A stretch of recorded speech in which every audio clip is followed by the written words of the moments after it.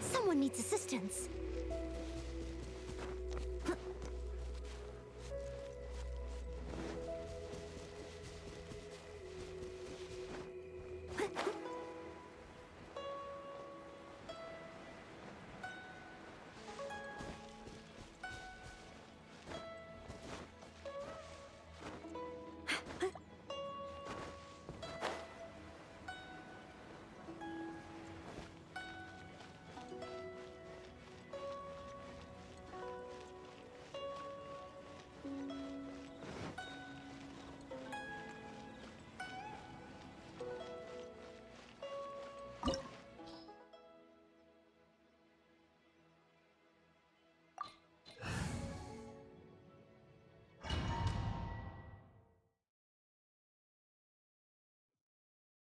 Wow! This is the Golden House? It looked impressive enough from the outside, but who would have guessed that it was even fancier on the inside? And so full of mora. This is where all of Tibet's mora is minted, right? In that case, maybe they won't notice if a few mora go missing. Oh, so it's a trap! Tricky, tricky. Good thing Paimon's got you here. But even if we can't take any, we can still have a closer look, right? Or better yet, take a nap on top of a mountain of mora. It's like a dream come true. Oh, right. Back to business. It's quiet. Too quiet. Surely someone's gotta be guarding something as important as the Exuvia. Huh? Look! What happened here? Uh-oh. Paimon smells trouble. Quick! We have to go make sure that the Exuvia is all right.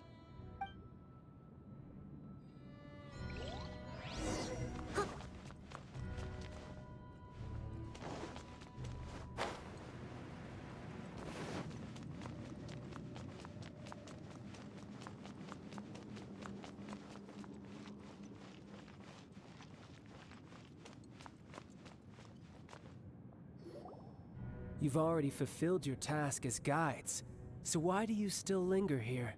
Haven't you already seen enough trouble for today? Huh? Who's there?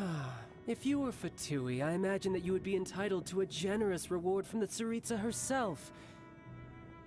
But now, you're nothing but dross, and you're in my way. Although I'm deeply grateful to you that I was able to effortlessly find this secret location, don't you think that trying to stop me now would just be wasted effort? Stopping the Mora Mints, hiding away the Exuvia. The Chiseng are really pulling out all the stops this time. So you've been planning to take the Gnosis from inside the Exuvia all along? As one of the 11 Fatui Harbingers, it's my duty to see the will of the Tsaritsa fulfilled. She will get that which she desires. I'm not asking for your blessing, and there's nothing you can do to stop me anyway. The time for discussion and diplomacy has already passed. I mean, if it were up to me, I would have skipped that stage to begin with.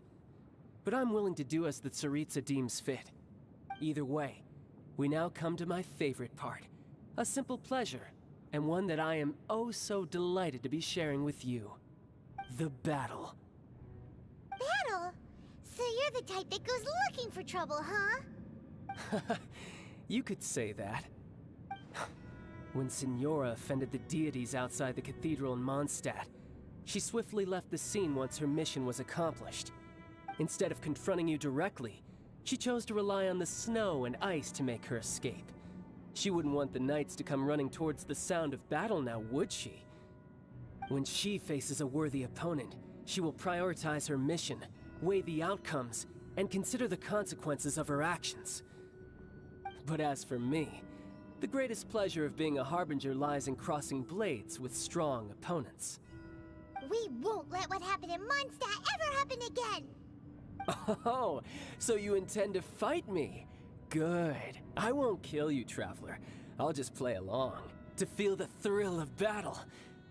Besides, you could never defeat me, not even in your wildest dreams. But hey, try to relish the fight anyway, because if you ask me, without that, what else is there? Fighting talk, I love it! Now let's see you live up to it. This chance is hard to come by, so show me all you've got. So very few ever get the chance to square off with the Fatui Harbinger.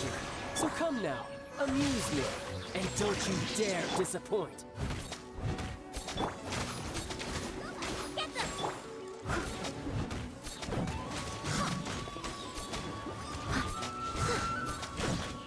Animal test 6308.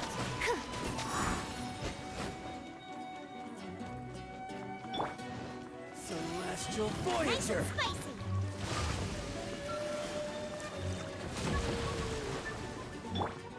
Rain outlines your fate. Stand clear.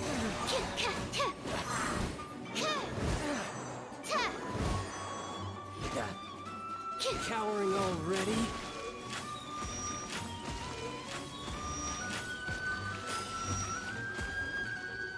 Not bad, not bad. Animal test 6308. No, my sword! Wide open! Boba, get them! Yeah, You've made some progress. that's not right. Not bad. You've got a trick. Haha, good. No wonder Senora was so wary of you. Well, that just means I can go all out. Brace yourself. This is about to get tough. Now, show me what you can do against the might of a Harbinger.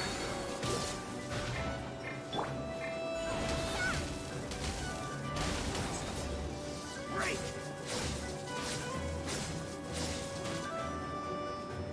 Gotcha. That's going back in... No use hiding back there. I'll crush you. Rain cutter! As a good knight should.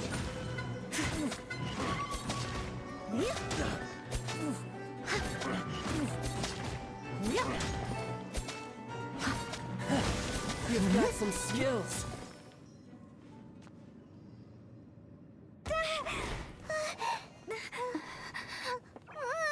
Not bad.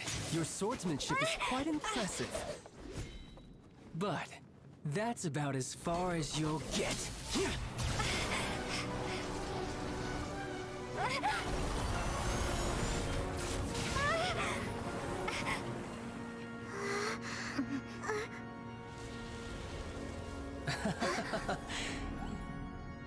Didn't think you had that card hidden up your sleeve. You were just playing us to get close to the Exuvia! Oh, quiet down. Stop acting like some wide-eyed recruit. You've seen this world. You of all people should know. This should have been expected. Well then, I'll be taking Morax's Gnosis now.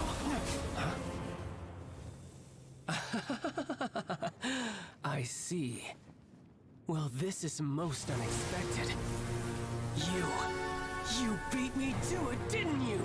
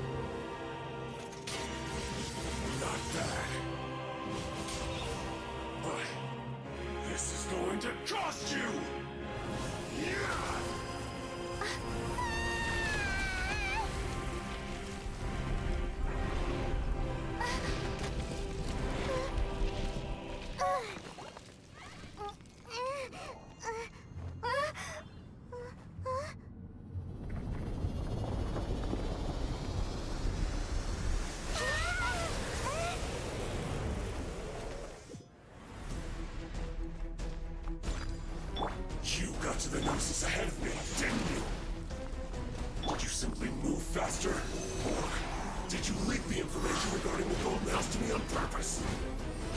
No matter. Hand the Gnosis over, now. Don't make me take it from you. We didn't take it!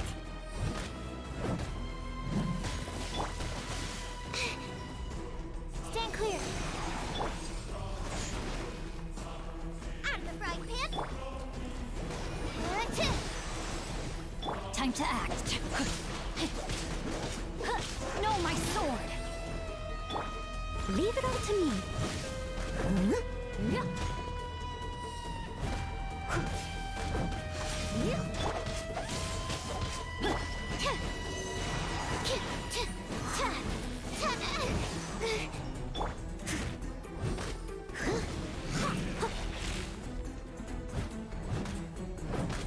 Die here.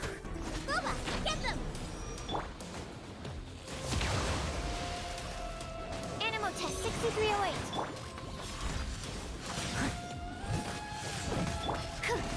Enhanced animal module 75.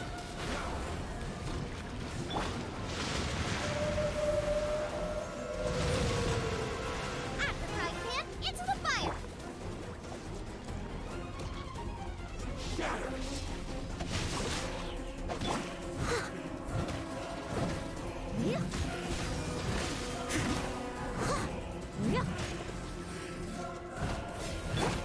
Absorption test. Nice and spicy.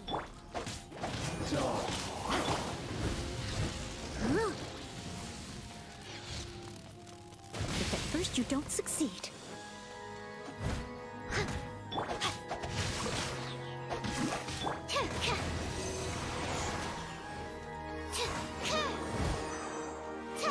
Don't break my glasses. Die here. Some you win, and some you lose.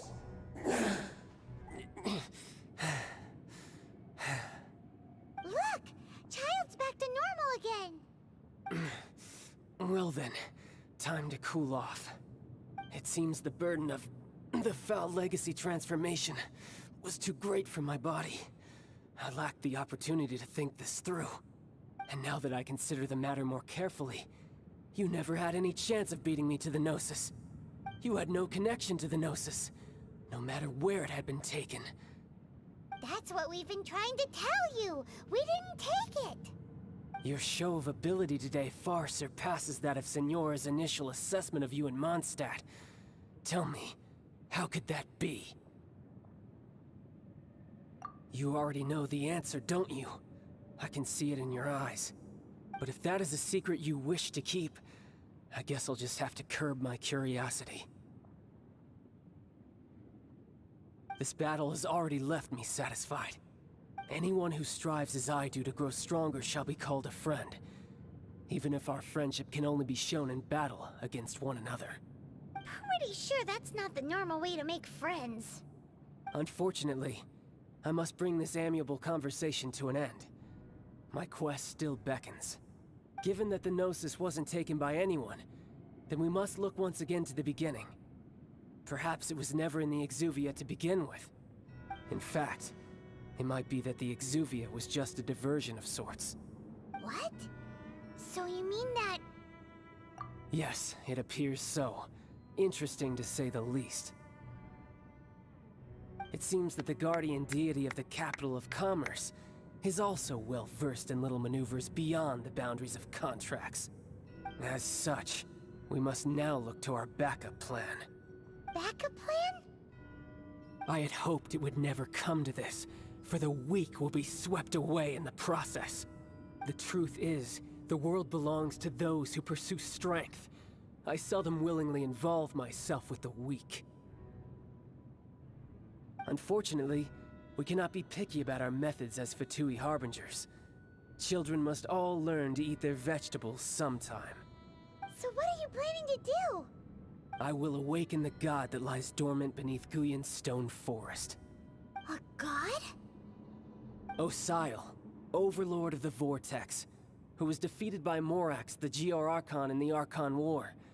and who has remained pinned beneath the waves by the Geo-Archon's stone spears ever since. If such an ancient god would be unleashed upon Liyue Harbor, defenseless without the protection of its deity, do you think the cunning Rex Lapis would just stand aloof and watch the ensuing destruction? But the Archon War ended 2,000 years ago. How can an ancient god appear in a world now overseen by the Seven? Simple. I've already prepared the means to awaken it. Hey, those are sigils of permission! Oh, Paimon remembers now. The Fatui have been researching them. Indeed. The one that was given to you was just a byproduct of our research. With the power of so many sigils of permission concentrated in one place, along with that which was bestowed upon me as a harbinger by our Tsaritsa, breaking the subduing might of the Geo-Archon spears for a time should be no obstacle. Using the powers of ancient gods in such a situation fails to interest me, and is largely against my principles. But knowing that such an action will not only force the Geo-Archon to show its hand, but you as well, that makes matters a little more intriguing.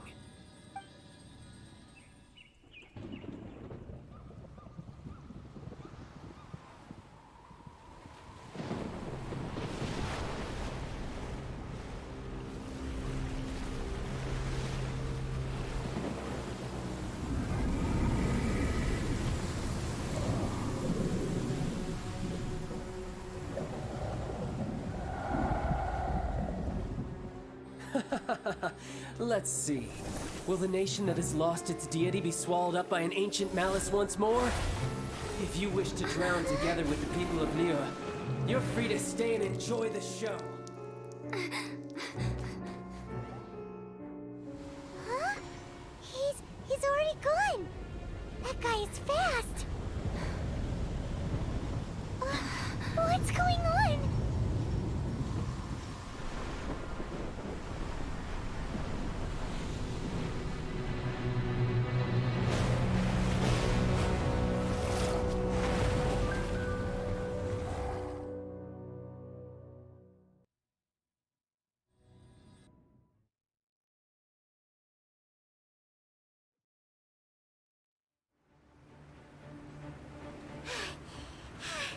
Paimon's exhausted. If we hadn't happened to see the Jade Chamber flying over just as we came out of the Golden House, we really wouldn't have known which way to go. Did we make it in time? Is the Overlord of the Vortex still in the sea? It hasn't destroyed Liyue yet, has it? What are you doing here? Huh? Hold on. It's the Adepti. What are you doing on the Jade Chamber? Paimon thought you were arguing with the Ginseng. Is the fighting over? Faced with a calamity of such magnitude, we have agreed to put our differences aside for now and unite against this common enemy. Oh, Paimon gets it. So how do you plan to defend Liyue? Just seeing this Overlord of the Vortex guy puts a pin in Paimon's tummy, even from all the way out here. It's not just you. We've got new Millilith recruits who can't even stand at attention without shaking. The force of an ancient god's presence seems to be too much for ordinary people to handle. Which is why we must stop that monster before it gets any closer to Liyue Harbor. So the Archon War was fought 2,000 years ago against enemies like that thing? Now that's scary.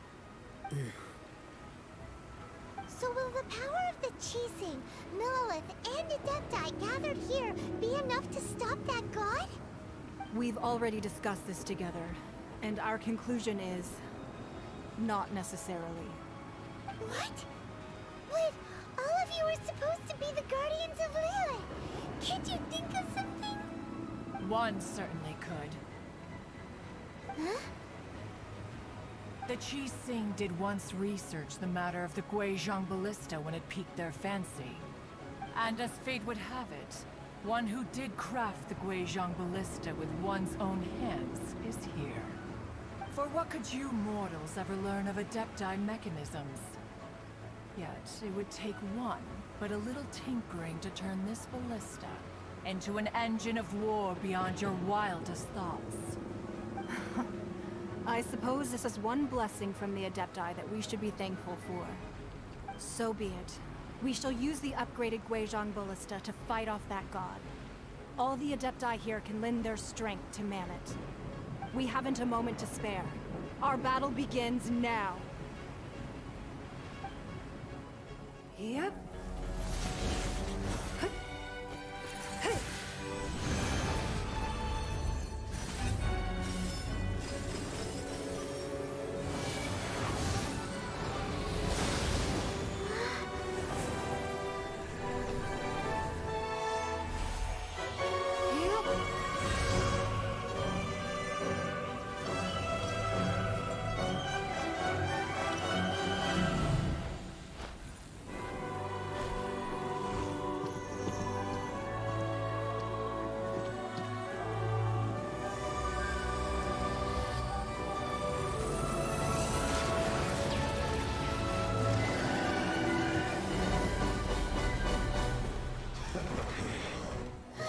The Fatui! They're attacking the Guizhong Ballista!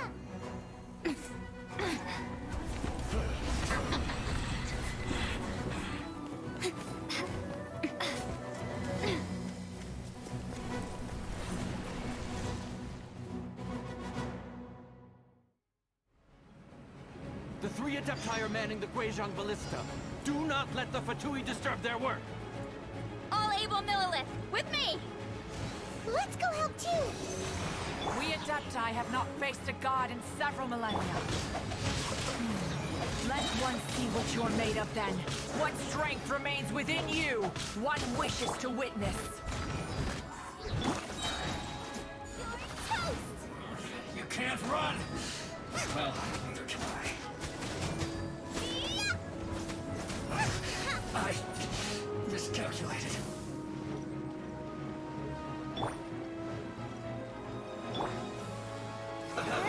This.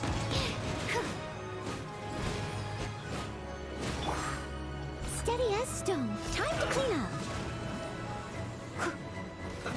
It's not survive it. You need to hurry up.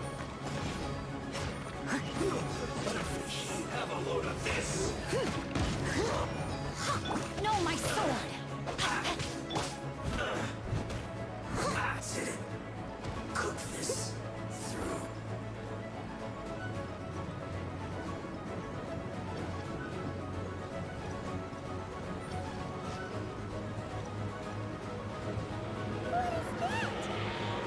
That is Osial's divine power. I am very familiar with it. Be careful not to get hit.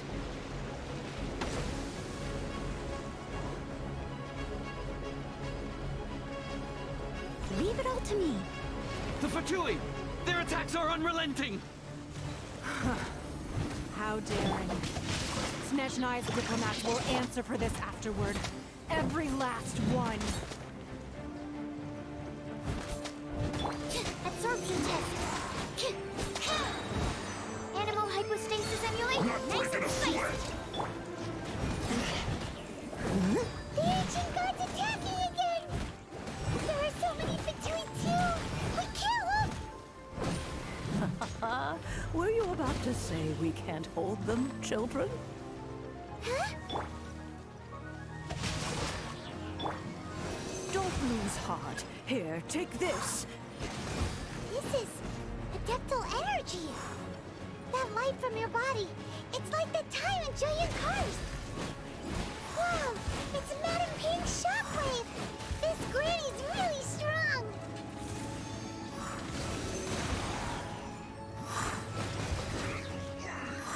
My duty at an end. Now you're not going anywhere. Can't run. Too well.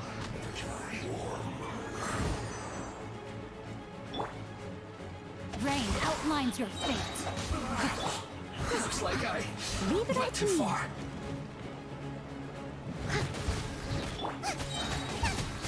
With the blood of the Chilian, I guard you against evil. fear of injury by the wayside and fight with all your might. I too did this during the Archon War. So this is what Ganya's like in a fight! No stone unturned. My name means swiftness. Take my power and run as I do. We're going too fast!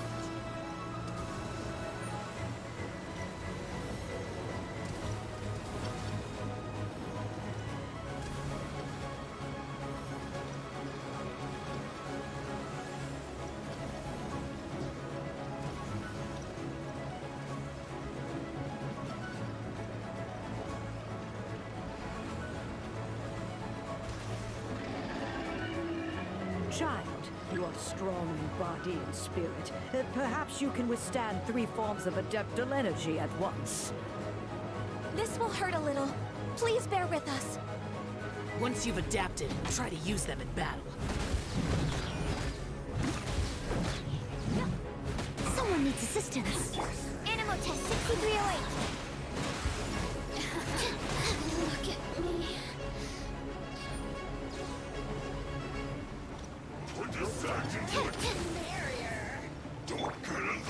As a dutiful maid would. No, my sword! Ring cutter! Disgusting. I must leave no stone unturned.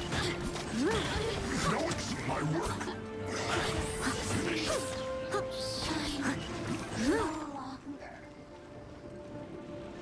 Exercise caution. I fear that the god's power has reached its peak. In other words, if we hold here, there's nothing worse to come, right? Looks like I went too far. Look at me. I guess Steady as stone. this isn't good.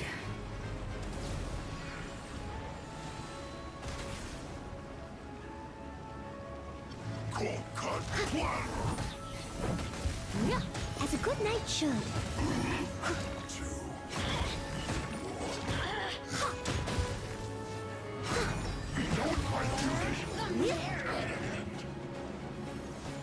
Leave it up to me.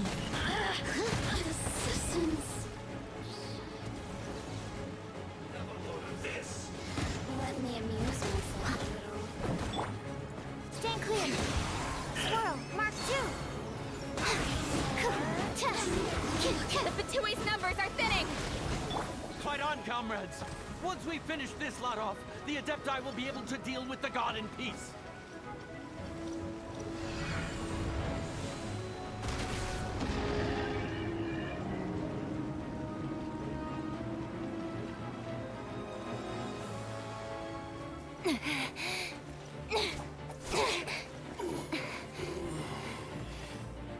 The interlopers are no more. Now we may commit ourselves fully.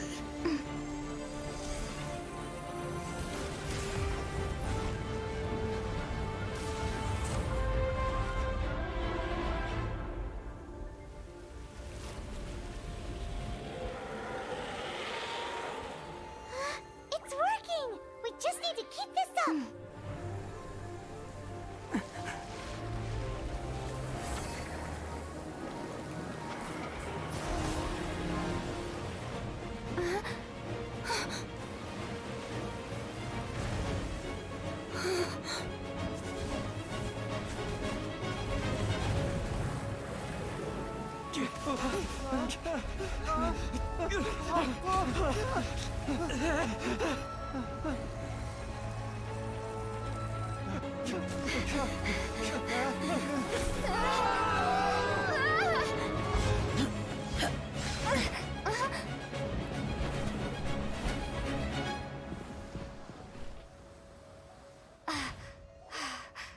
Be careful now. The Guizhong Ballista is destroyed. Without its covering fire, retaliation shall be difficult. But the Jade Chamber is our last line of defense. We can't give another inch, no matter what. I have another idea. What do you mean, Lady Ningguang? I'll sacrifice the Jade Chamber. What is the meaning of this? I understand. Traveler, lend me a hand. Farewell, old friend. Goodbye for now. Let us meet again in the future.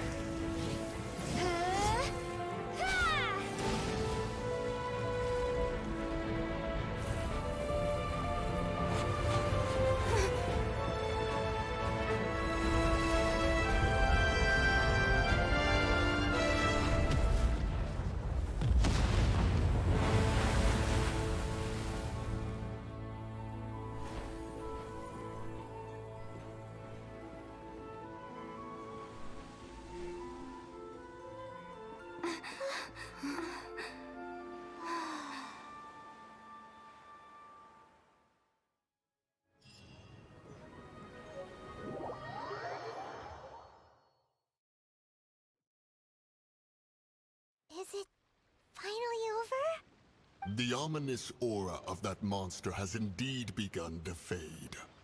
The effects of the Sigil of Permission last but a short time. It will be some time before the Overlord of the Vortex can make any waves again. We are indebted to you for your assistance. If the Adepti hadn't happened to be here, the future of Liyue Harbor would surely have been in great jeopardy. Save your flattery. We didn't just happen to be here. Surely you won't pretend to have forgotten the reason for which we came. Come now. There's no need for such harsh words, Cloud Retainer. I've heard that when Ningguang began learning to do business, she had already started setting aside part of her then limited income in preparation for building the Jade Chamber. At first, it was only the size of a small room, but with continued expansion, it has become the palace that lies before you now. It is a testament to Ningguang's entire life, both as a businesswoman and as the backbone of the Liyue Qixing. Seeing the Jade Chamber destroyed in the defense of Liyue means much to her. To me, such cooperation and sacrifice deserves at least some recognition, don't you agree? Well, I was really hoping you would say that such sacrifice could at least be used as some leverage in our negotiations. Thank you all for hearing me out. We know very well why the Adepti came here today. But please forgive us. We cannot yield to your wishes. Oh? 3,700 years. According to our records, the Adepti signed a contract with Rex Lapis to protect Liyue 3,700 years ago. Even to this very day, Liyue and its lands have stood the test of time, immovable as stone, just as it was thousands of years before. This is truly no small feat. But that does not mean that the Liyue of today is the same city as it was all those years ago. Do not merely cast your protective gaze upon the land. Instead, focus your sights on our city and each of the citizens that dwell within it. Are you questioning our means of protecting Liyue? I mean no offense. I simply hope that our Adepti forebears would see Liyue in a new light. Forebearers, you say? One doubts you would be fit to be part of such a lineage. This morning, Rex Lapis appeared to me in a dream. What? In the dream, I yearned to tell him that we Qixing, though mortal, are equally bound to the contract. Each passing generation of the Qixing leaves many things of value to be inherited by the next generation. I also thought to tell him how the past generations of Qixing had strove under his rule to survive in our mortal world, establishing a network of contracts which has since come to be known as trade. But I dared not speak. I could only gaze at him in silence until the moment I awoke. Oh, Ningguang.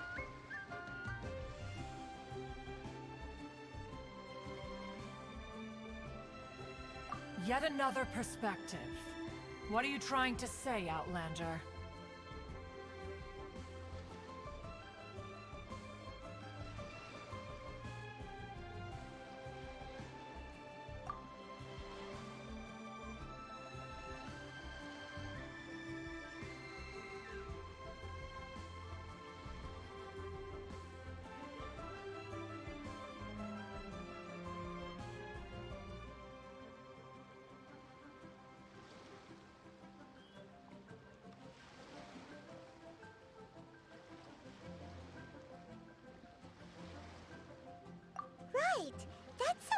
happened in Mondstadt.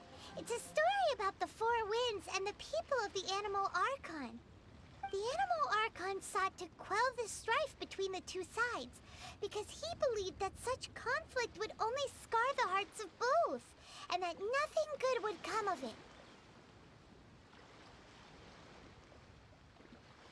Each of the 7 nations has its own scars from the past.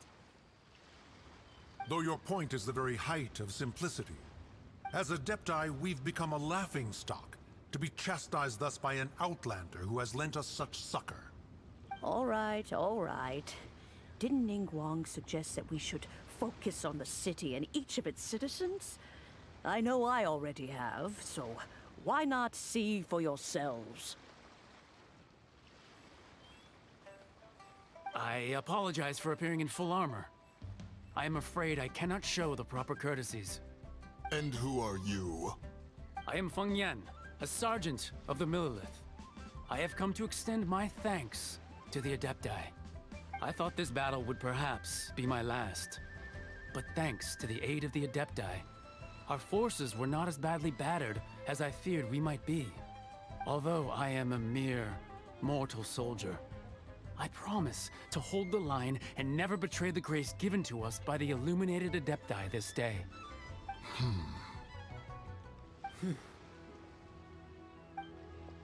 Huh? Why does everyone look so down? Didn't we just beat that big monster? Weren't you frightened, dear? It was quite the predicament. I wasn't afraid.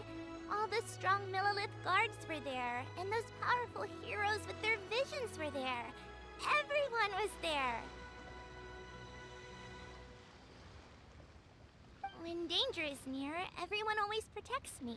And the rest of the time, they make fun toys and tasty snacks and loads of things that make the harbor so pretty. Thanks for protecting Liyue Harbor. Please come visit us for the next lantern rite. Unfortunately, we wouldn't be able to participate. Huh? Because we are Adepti. Oh, okay. It must be hard being an Adeptus. Aww. You see, this is what Liyue is like today. The country of contracts is grateful to the Adepti for their protection. But it is no longer necessary for the city to rely on the Adepti's power to solve every little niggling matter. Although their blood is weak, there is still strength to be found in those we call mortals. The time of contracts between gods and Liyue has long since passed. Now is the time of contracts between Liyue and its people. Seeing the port around us now, it is hard not to feel a bit out of place. Wouldn't you say so, Cloud Retainer? Your line of inquiry is askew. One did not spearhead this expedition to Liyue Harbor. Seems like the Adepti have had a change of heart.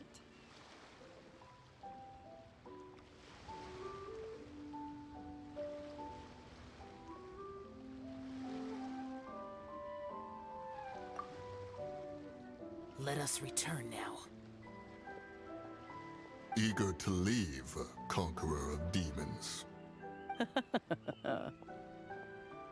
Yes, one understands what the Conqueror of Demons means. The city of Liyue has changed much after our long separation. One fears that by the time one finally grasps the new contracts of Liyue, you humans would have once again changed the place beyond recognition. Fair enough. Away we shall, and return whence we came.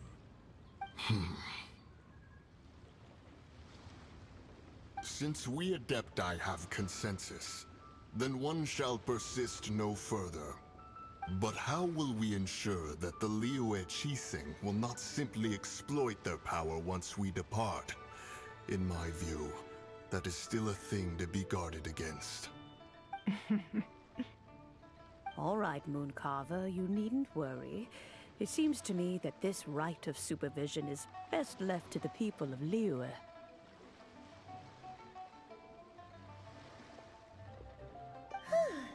Looks like the conflict between humans and Adepti was avoided. All's well that ends well, huh? Oh, right! It's nice that we've got peace and all, but we're forgetting one thing. Child wanted to unleash the god so he could lure Rex Lapis out. But we were able to handle the Overlord of the Vortex on our own, so Rex Lapis never showed up.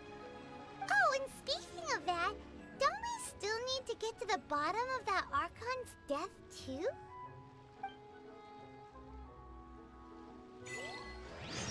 Paimon doesn't get it. But isn't the strongest lead we have the Adepti-less rite of parting that we're organizing? No idea where Zhongli's gone. Let's ask for him at Wangshan Funeral Parlor.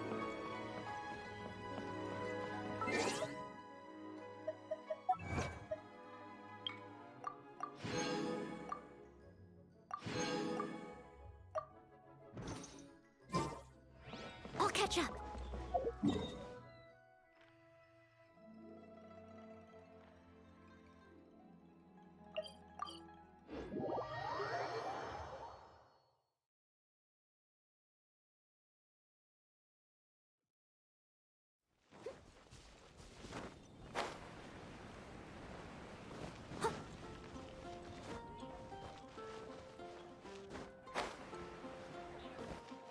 Ad Astra at...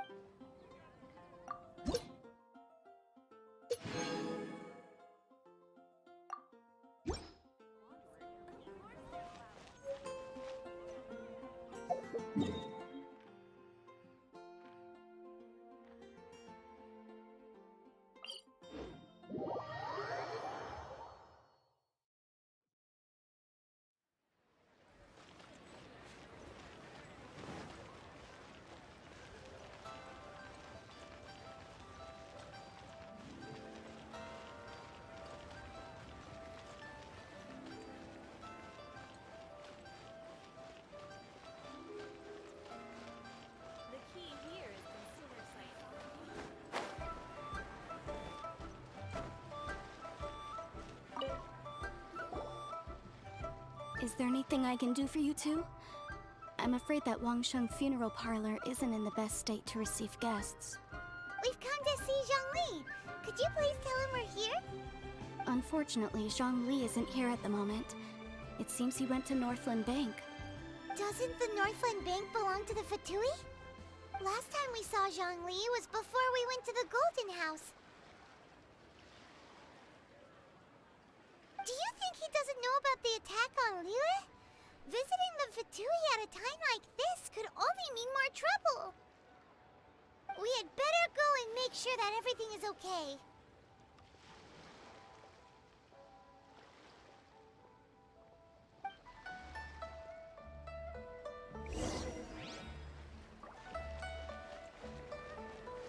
I'll catch up.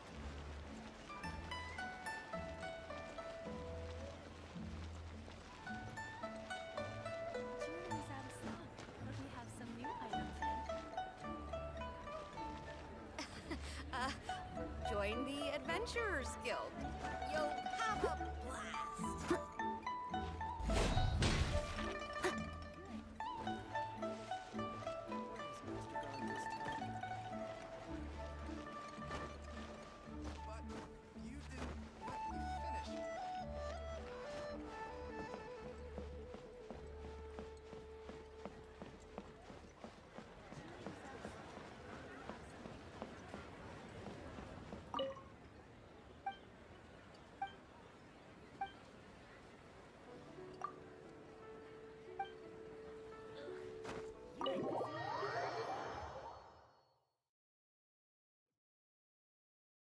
You call this cooperation between Harbingers? Cooperation involves communication, you know. Don't take it to heart, child. Besides, aren't you happy that you got to skip the formalities and bring chaos to the land?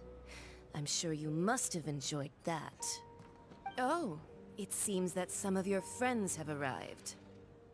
Hey, it's Zhongli and Child. And you! You're also one of the Harbingers? It's you two. I believe we've met once before. In the city of Bards, was it? I'm glad you still remember my name. Ah, right. I imagine that it must have been rather hard to forget watching helplessly as something precious was snatched away from your friend.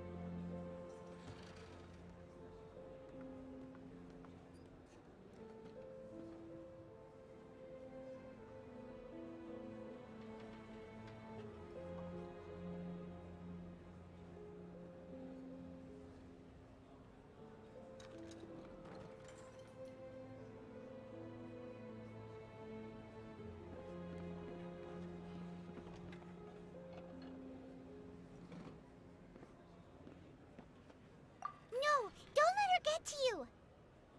You've yet to gather the powers of all 7 elements, and our last battle at the Golden House was almost more than you could handle. So it might be best to keep things peaceful this time, seeing that 2 of the Harbingers are here. Well, if it isn't you two. This is our first time seeing each other since Liyue was nearly wiped off the map. This is certainly a bit awkward, wouldn't you say? Paimon knew that we should never have trusted a Fatui Harbinger. Oh, now don't say that. Sure, I may have misled you, but I never had anything against you personally. Besides, I thought we were getting along quite well together, didn't you? Except for that little tussle we had at the end. Nothing personal. We just have different views, that's all. Of course, you may very well hold this against me, but that's up to you. The real deceivers here are Senora and Zhongli. Curse them for leading me on. So actually, I think... Stop wasting time, child. There'll be plenty of time to chat once I'm through here. You remember the agreement, Morax. Now, if you would be so kind. The Gnosis, please.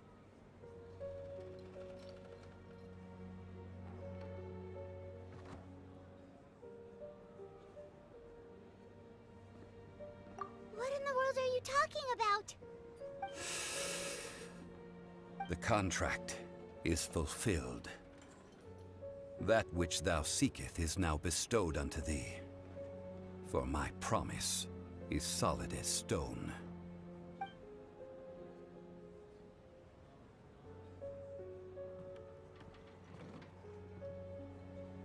How sanctimonious. What? So you're the Lord of Geo? No, wait! That's an exciting twist and all, but why give the Gnosis to the Fatui? I do not give it for free. I give it as agreed upon in the contract. For it is a matter solely between the Tsaritsa and I.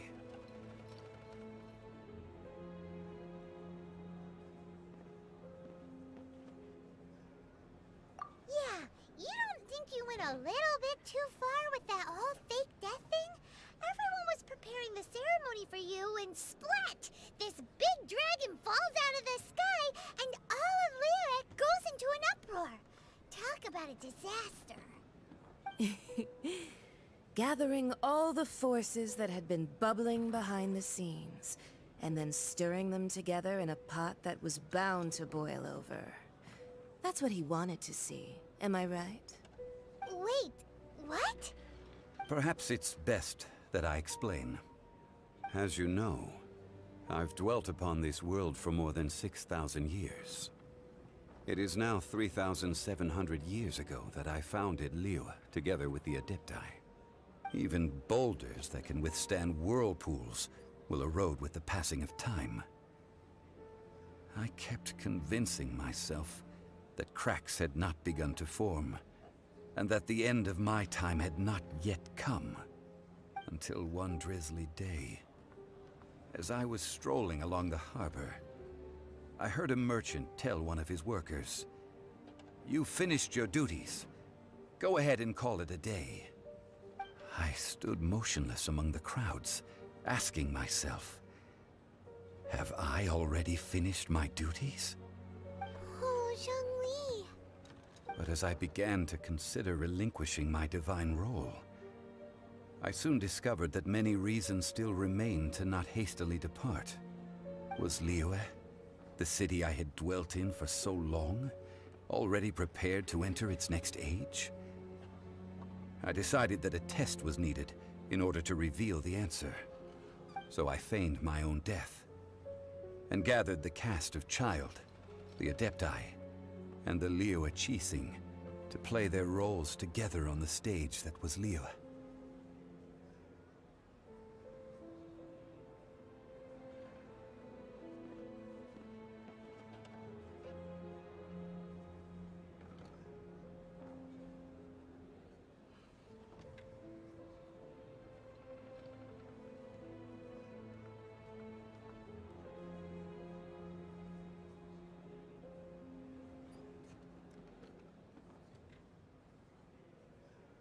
Indeed I was. The gnosis which I had kept for so many years suddenly seemed to have lost its meaning. That's right. Which is why I continued to safeguard the gnosis until now. So you mean that if the chaos ever reached the point of no return, you would simply appear and use your divine powers to bring Liyue back under control? Of course. And it would have been all too easy for him, too. Just as a child quickly matures after losing their parents, so has Liyue matured when faced with the death of its deity. In the end, the resolution to all that has transpired was even more satisfactory than I could have hoped for. Take the Adepti, for instance. Owing to their years of seclusion, they were the least informed. Yet when faced with a crisis, they commendably showed the greatest amount of restraint possible. Not only did they manage to cooperate with the Qixing, but in the end, they even made efforts to understand the hearts of the people. Credit is also due to Signora, the emissary dispatched by the Cryo-Archon to fulfill our contract. At my request, she kept everything she knew in strict confidence. This despite the eavesdropping ears of her colleague, Child. This meant I could remain as Zhongli, even having the chance to fulfill the age-old traditions of Liyue in this mortal form. Thank you for joining me on this journey, Traveler. All of these things turned out as I had planned. There is only one thing that I had not anticipated, and that was the conduct of the Liyue Qixing. I had expected them to do no more than the Adepti, to come to the defense of Liyue. But when all was said and done, they seized the opportunity to supplant Liyue's divine protectors, and used the subsequent power vacuum left by my death to quickly gain complete control of Liyue. Huh? That doesn't sound good at all. On the contrary, I think it is excellent. I had always feared that it was too soon for them to take over from me. And it was also that which I longed for the most. As such, this is the best parting gift anyone could have given this god of old. Hey, what about me? Doesn't anyone feel the least bit of remorse for deceiving me? You've practically kept me in the dark! I think that thanks would be more appropriate. You certainly played no small part in all of this, wreaking havoc and turning the city upside down. The Lord of Geo ought to thank you for your performance, if anything. If you hadn't created the pressure of a battle between mortals, Adepti, and a god, the lump of coal resting in the hands of the Geo-Archon, Liyue would never have been able to become a dazzling diamond of a city. Huh? Just whose side are you on, mocking me like that? Are you itching for a fight?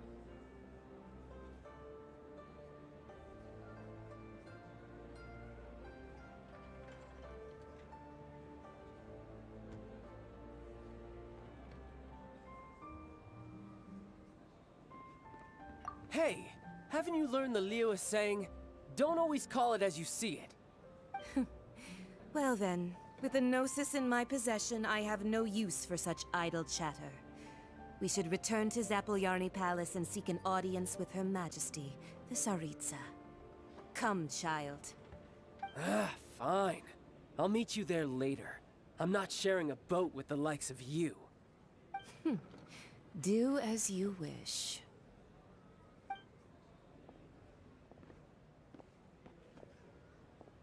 Now then, is there anything else you wish to ask me?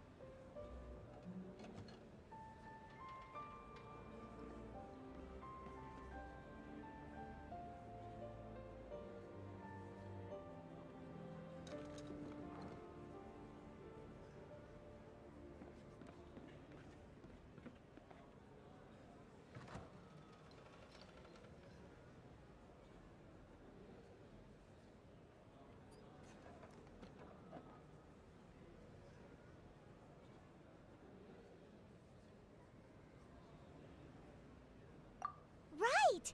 As Zhongli always told us, a good trade is a fair trade. Paimon has no idea what could be a good trade for a Gnosis. Realistically speaking, there is no such thing. Huh? However, I am the god of contracts. For thousands of years, I have made countless contracts.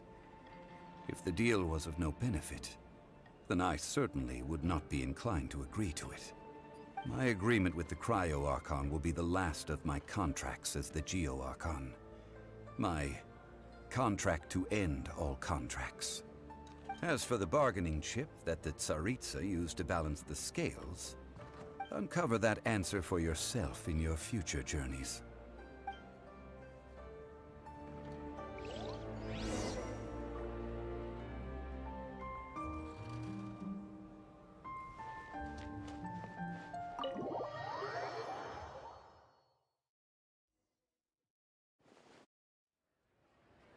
Today's the day of the rite of parting.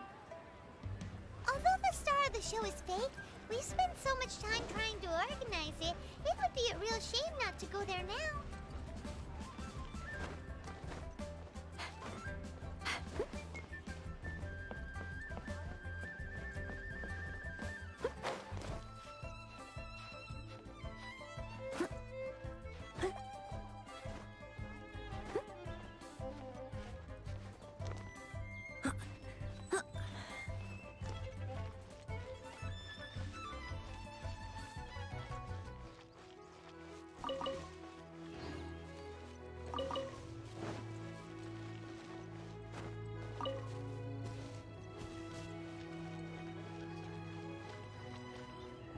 Well, since we're going through with this rite of parting, I guess it means that those rumors hit the nail on the head.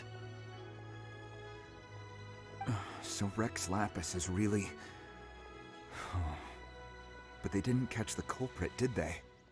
Oh, come on. Do you think that the assassin could have been a normal person? You know what I think. I don't think any of the gossip on the streets you hear from those shady types is worth anything. There's only one real possibility in my mind. I've heard that the assassin was that Fatui fellow. Youngish, pretty high in rank. I think they called him Child. The Fatui? They certainly are very suspicious. Who knows what those greedy, crooked folks... Shh! Lower your voice. If the Fatui catch you in their sights, Rex Lapis won't be around to protect you this time.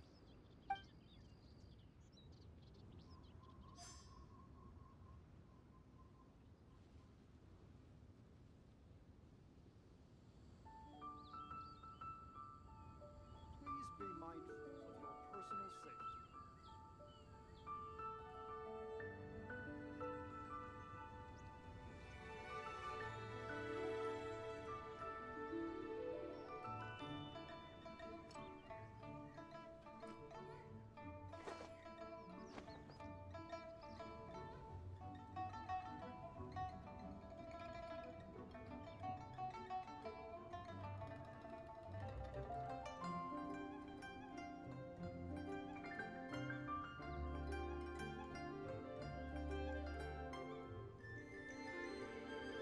You seem tired. Would you like some tea? I'll brew you some. Do you take sugar? 1 cube or 2?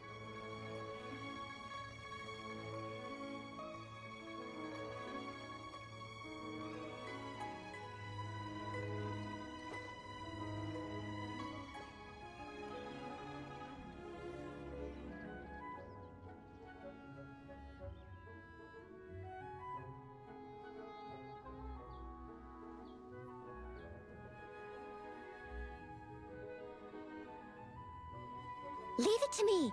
All of it. Whatever it is. What exactly is it? I didn't quite catch your request.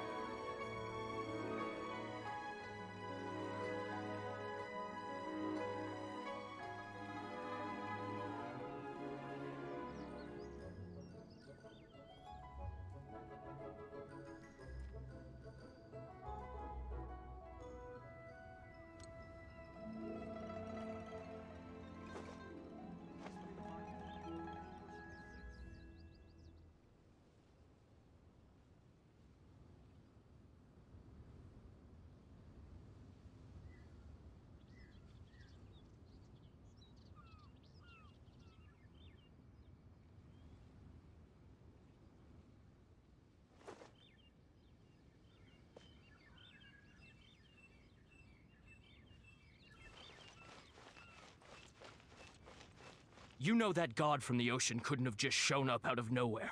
I mean, it's been 2,000 years since Rex Lapis subdued it. Yes, and to think that this happened right on the heels of the incident with Rex Lapis, too. Say, do you think the person who assassinated our lord and released that evil god might have been one and the same? Now that you mention it, that's very possible. Yes, it's very possible indeed. I mean, it all fits together. That person must have colluded with the evil god to harm Rex Lapis. Oh, that wicked, black-hearted scoundrel. Still, what sort of supernatural prowess must this person possess to be able to do such things? I have never heard of such a person in all my years. Ah, forget it. Guessing's no use to us.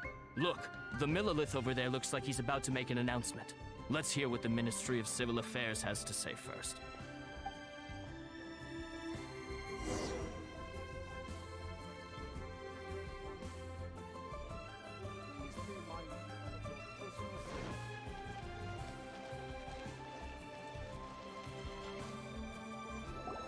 Hear ye all! The Chising's words.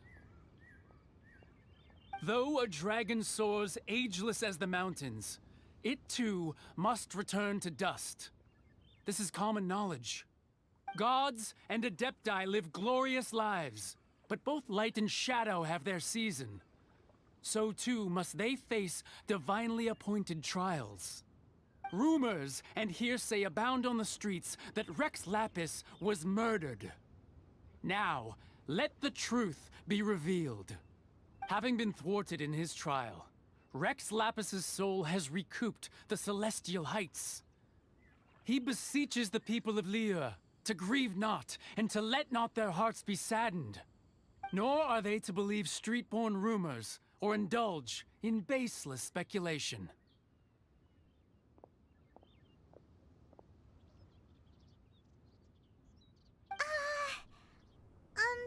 Paimon needs a translation on what the Chising's announcement said.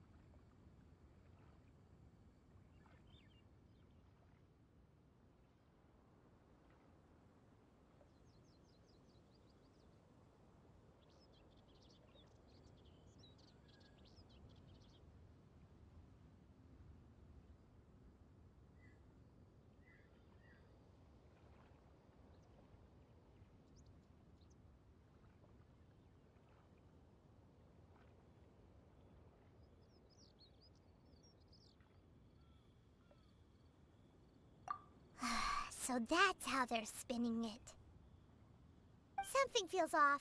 Why would they suddenly give up looking for the murderer? Not to mention how this excuse sounds like something they just made up on the spot. Could the Chising already have known that Rex Lapis wasn't dead?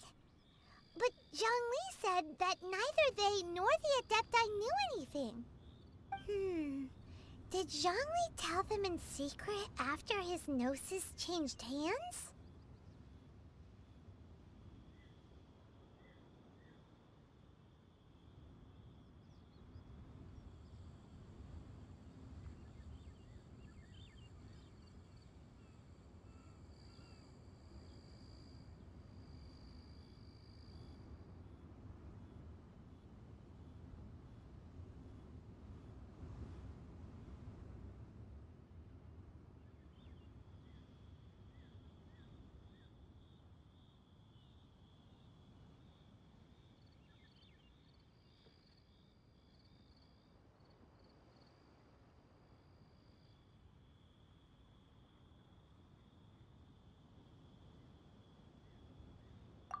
Exactly, right?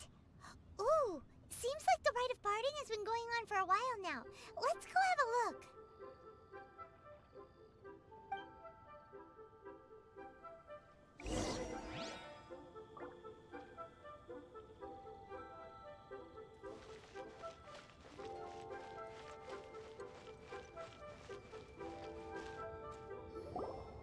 Look, it's Ningguang and Keqing. Are they saying something? Are their speeches over? As said previously, Rex Lapis's soul returning to the heavens is the end of the contract. And it is also the end of an era. 3,700 years of contracts burnt and reduced to ash. We, the people of Liyue, were indeed prosperous. But blinded by our prosperity, we forgot that time can be pitiless. The long, unending dream of our Archon walking among us. Now that we have awoken from our dream, we must learn to say farewell. Will you stand with us as we re-establish our contracts? As we build a new age of prosperity? So concludes the words of Her Eminence the Tianquan. Does Her Eminence the Yuheng have anything to add?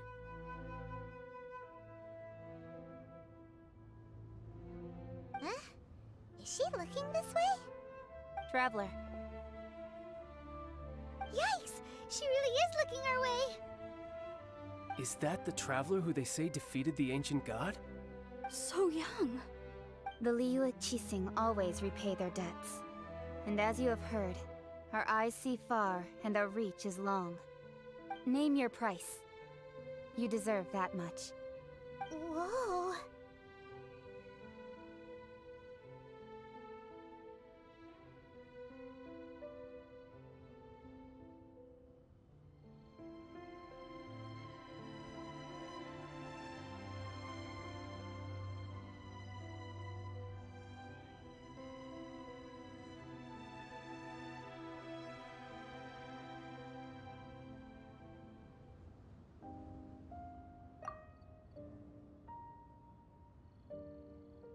Well, could you help me put up some missing person posters?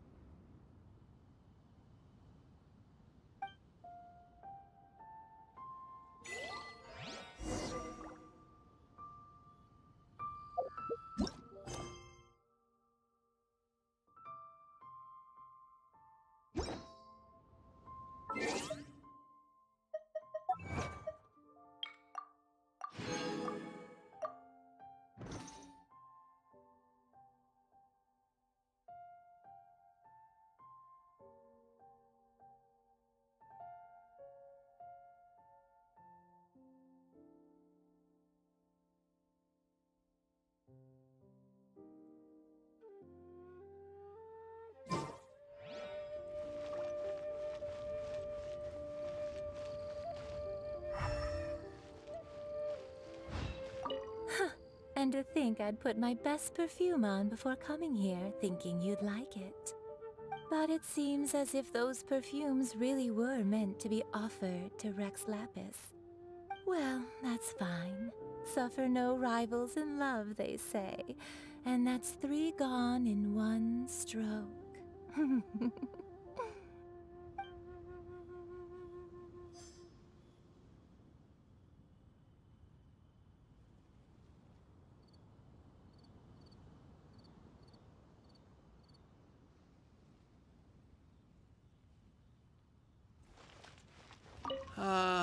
Rex Lapis. Oh, Rex Lapis. Now that I think about it, if everyone's of the same mind as me, perhaps mementos for Rex Lapis might be the best short-term business opportunity.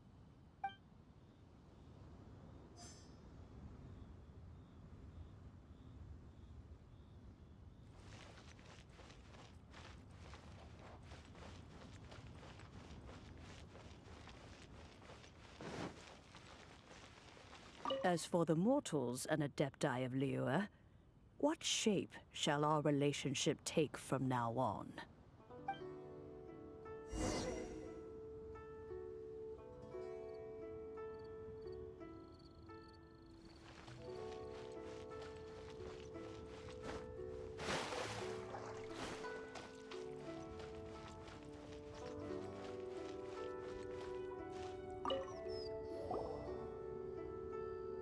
Hey, Zhongli!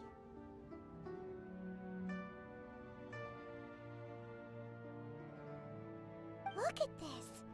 Everyone in Liyue is caught up in their emotions, thinking that they'll never see Rex Lapis again.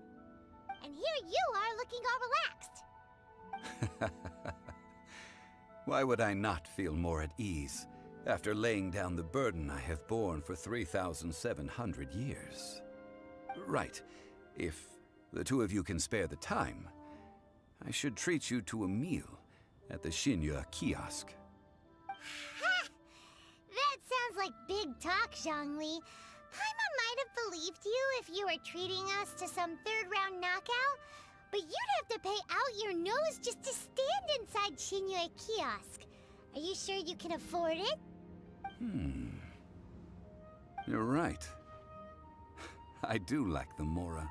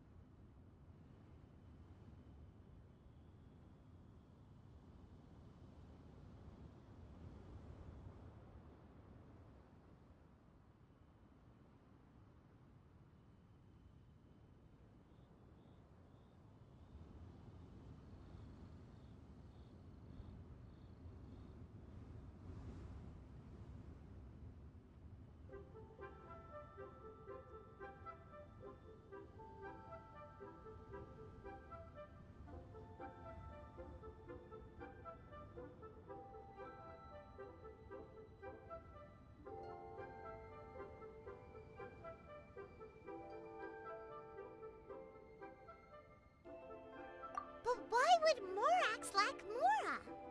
As the Rex Lapis Morax, I can easily create Mora. But since I have chosen to walk this earth as the mortal Zhongli, I should abide by the same rules that mortals do. When I was journeying with you, though I still had the Gnosis in hand, I knew that I must soon retire from my role as an Archon. So I had to rehearse a little for my new life. Oh, no wonder! Paimon gets it now. You didn't look at the price tags when we were spending because you've never had to. But since you weren't used to not being able to just make more Mora as and when you wanted to, you had to try becoming a parasite to society who lives off of other people's credit. Well, we were only spending Fatui money. You don't have to say it like that. In the City of Commerce, we do not merely exchange money or goods. We also exchange knowledge, memories, and foresight, as well as positions, roles, and lives. The Archon Morax could never experience life as the true mortal Zhongli could, no matter how many times he descended to be with his people. I must thank you for that. I will treasure the memories that I made as Zhongli, traveling the streets of Liyue with you.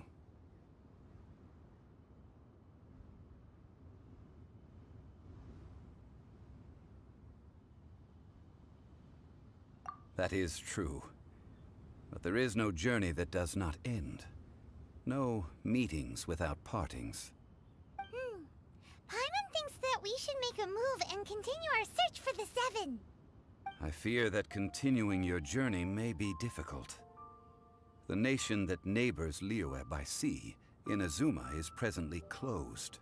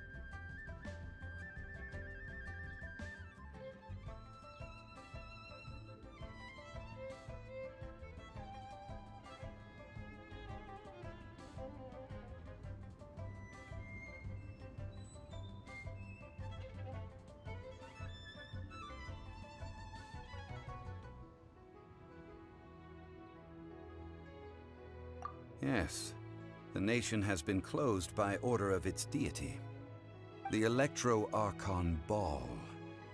And just as the people of Liyue preferred to call me Rex Lapis, she too goes by another name among locals in Inazuma. Paimon thinks we've heard that one before. Raiden? That is the case. And since Raiden is also the Shogun of Inazuma, people call her the Raiden Shogun.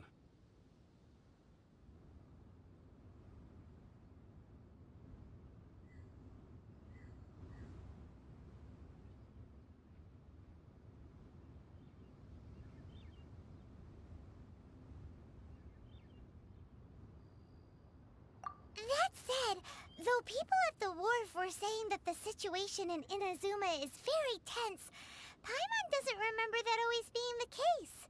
It wasn't that bad last year. Zhongli, since you're Rex Lapis, shouldn't you know something about what's happening there? Just how did Inazuma become a closed nation? It's because of visions. Visions? When faced with circumstances beyond their control, humans often bemoan their lack of power. But if a person shows true strength of will at a desperate and fateful moment in their life, the gods will look upon them with favor. This is what visions are. Magical foci bestowed upon those who have been acknowledged by the gods. Uh-huh. That's how people in Teyvat see it. But starting from last year, the Raiden Shogun began promulgating the Vision Hunt Decree. Vision Hunt Decree? Yes. It was an order to seize all visions within Inazuma's borders, and to inlay them upon the hands of the statue of the omnipresent god. They want to seize visions. But why? Aren't visions blessings from the gods? I should think that in the Raiden Shogun's eyes, it is precisely because they are divine blessings that they should be under the sole dominion of divinity. Whoa, that's harsh. The Animo Archon is the god of freedom, and the Geo Archon is the god of contracts. For her part, the Raiden Shogun is the god of eternity. It seems as though she has finally decided to eliminate any unstable elements that could pose a threat to her eternal realm. The fact that even I, the oldest of the seven, have now passed away, will only strengthen her resolve to pursue eternity. Knowing her, she must have again quoted that adage she is most fond of when proclaiming that decree to her people. 7 ideals for 7 gods. And of these, eternity is nearest unto the heavenly principles. All right then. Was there anything else you wish to know? Ah, that was a good one. Failing a divine trial. How they came up with that excuse, I will never know. That said, the reason why the Ginseng were so eager to resolve the incident and stop pursuing the culprit was indeed because they received news in secret that Rex Lapis was not dead. I hinted as much to the Adepti as well. How did I accomplish that, you ask? Have you ever heard of this particularly convenient Adepti art known as gifting dreams and visions? All right then. Was there anything else you wish to know?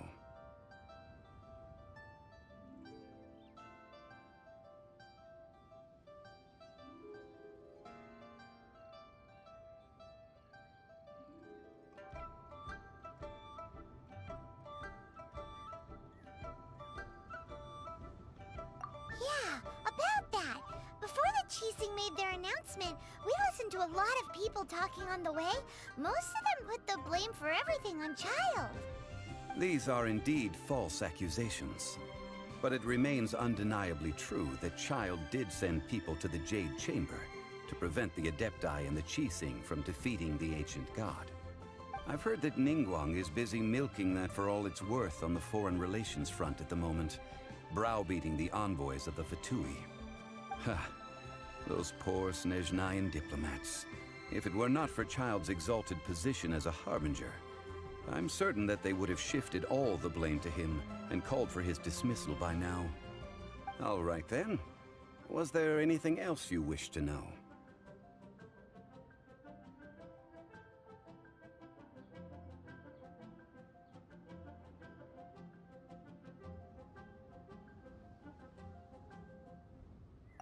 The time of the Adepti has long passed. If even the Liyue Qixing don't want to face that truth, then what future is there for Liyue? Keqing is absolutely right in saying this. Now, though I did laud Ningguang's desire for power, believing this to be a good thing, and thought as a matter of course that she must have been behind the Qixing's plan to take governing power over Liyue from the hands of the gods and Adepti, could the original person who brought up the idea of seizing power have been... All right then. Was there anything else you wish to know?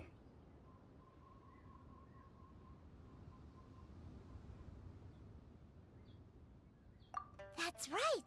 Zhongli, now that you don't have your gnosis, what's going to happen to all the Mora in Teyvat? Since Morax is dead, are they all just gonna disappear? Also, isn't the Golden House the only mint in the entire continent? Will it even continue to work? The Mora present now will not vanish. But the Golden House will indeed have to cease operations for a lengthy period of time, since creating Mora requires the use of the Geo-Archon's power. This is terrible! We're all about to run out of Mora! The world is coming to an end! Yes, this is indeed a major issue from a financial standpoint. Well, I suppose we'll just leave such troublesome matters to the Liyue Qixing to debate. Then, did you at least set some private funds aside for yourself? Oh, a private fund. This does seem like a good, logical, common-sense idea. It's a shame. What's a shame? It's a shame that I didn't think of it at the time. All right then. Was there anything else you wish to know?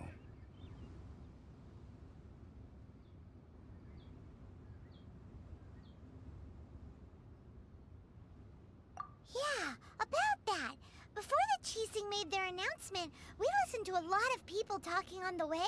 Most of them put the blame for everything on Child. These are indeed false accusations.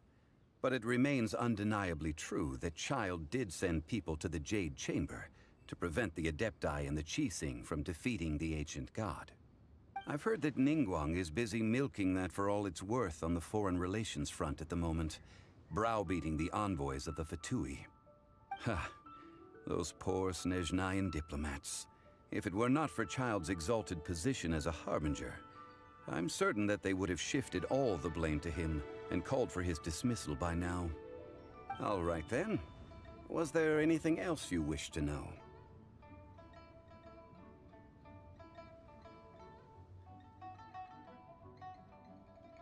Well then, I suppose you'll have to find a way to get inside this closed nation. Have patience. I suspect that some serendipity must first come into play.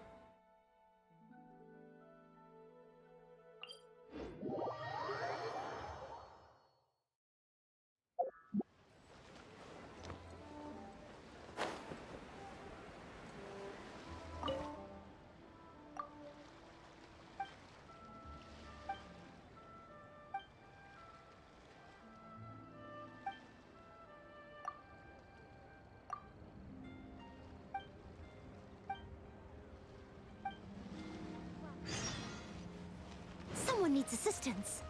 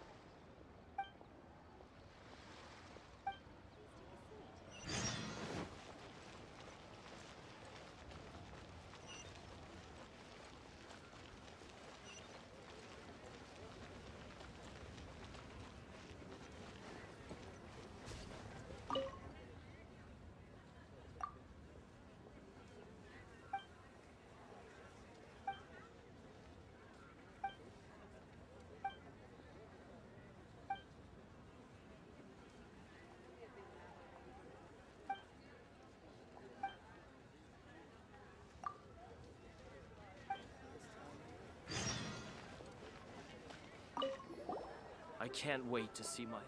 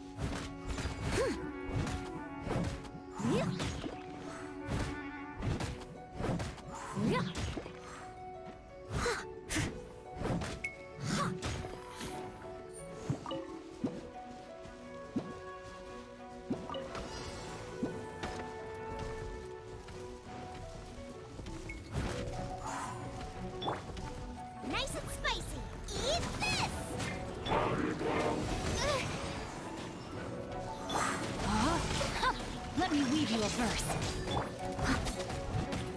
I must leave no stone unturned.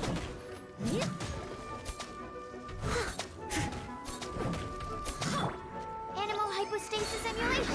Animal test 6308.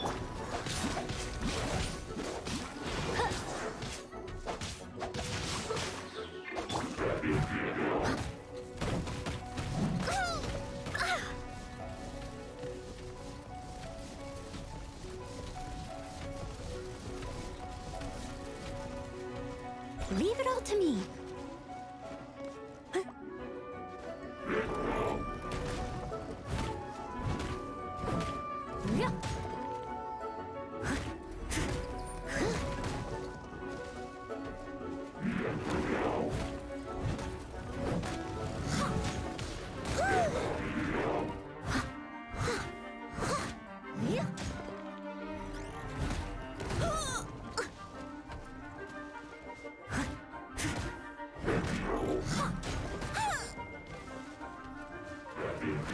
I must leave no stone unturned.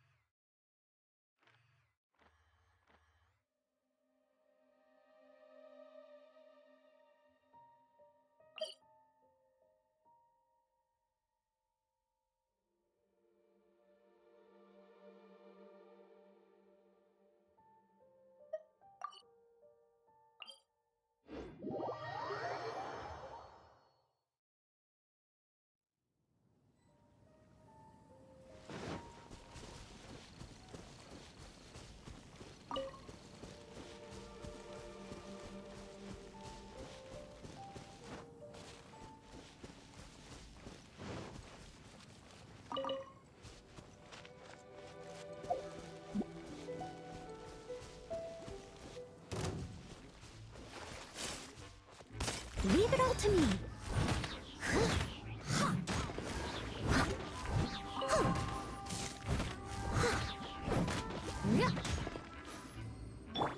Rain outlines your fate. Stand clear.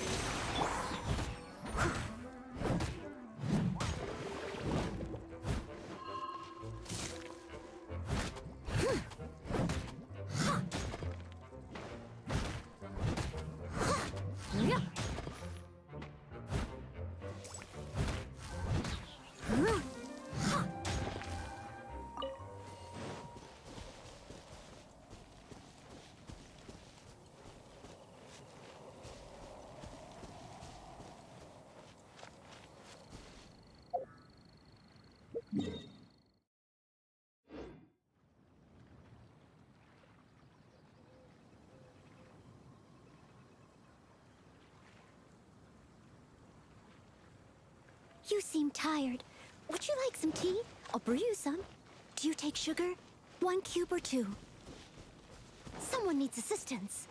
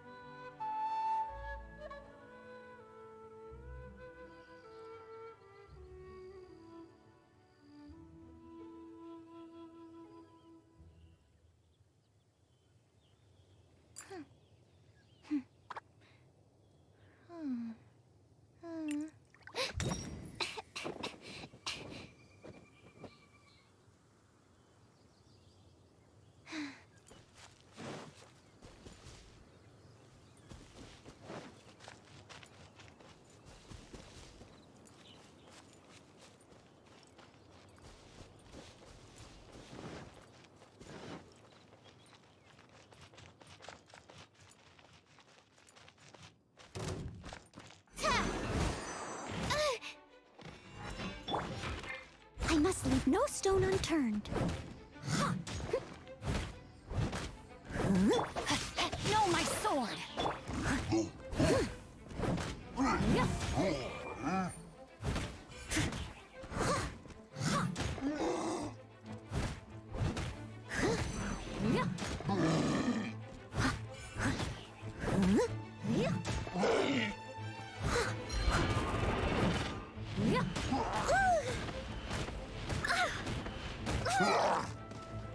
I'll catch up.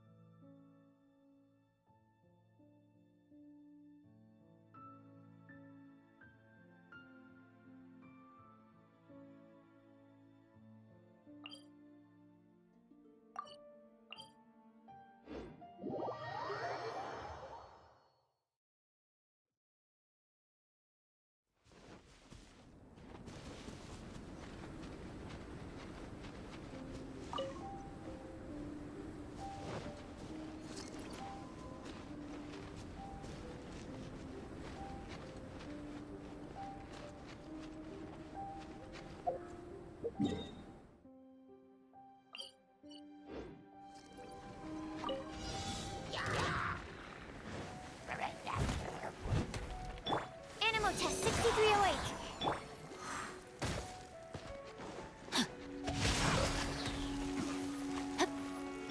You're toast!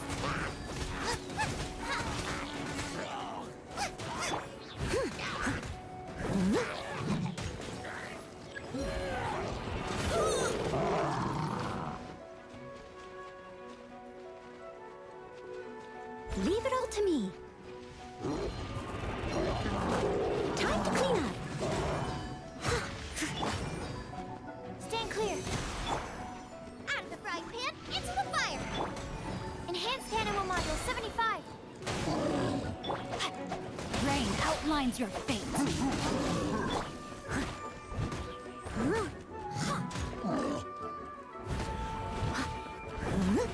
Steady as stone.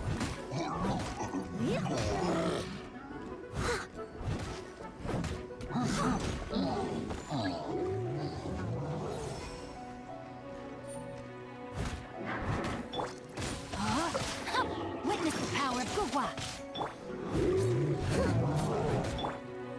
Nice and spicy. I must leave no stone unturned.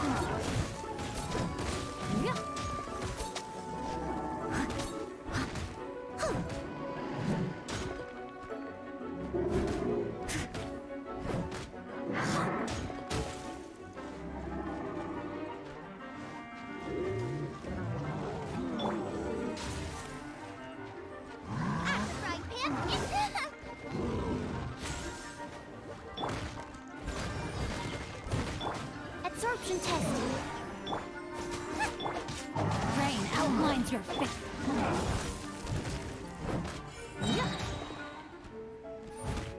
As a dutiful maid would.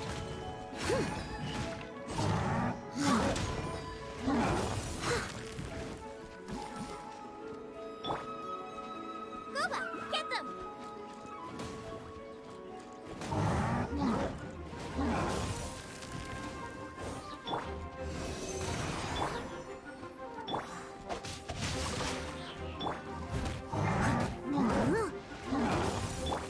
Eat this!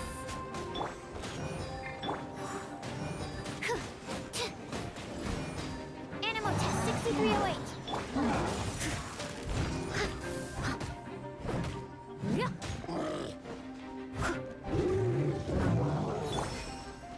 No, my sword!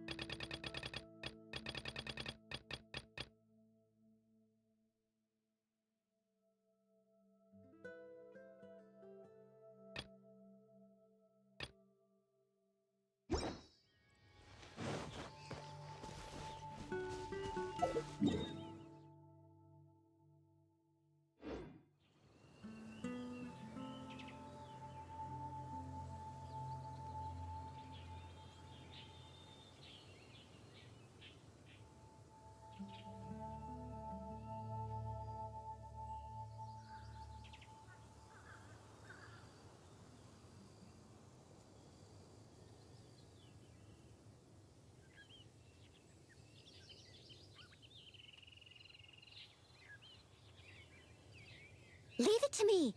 All of it. Whatever it is. What exactly is it? I didn't quite catch your request.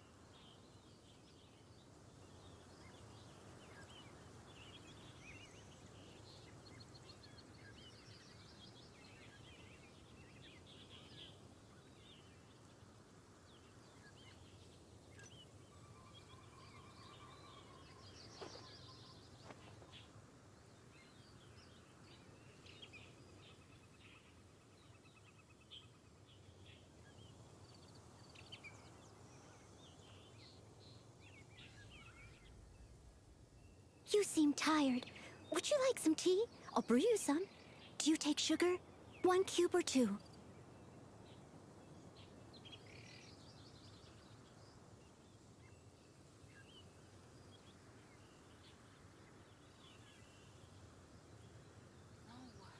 I can't write a piece based on this info.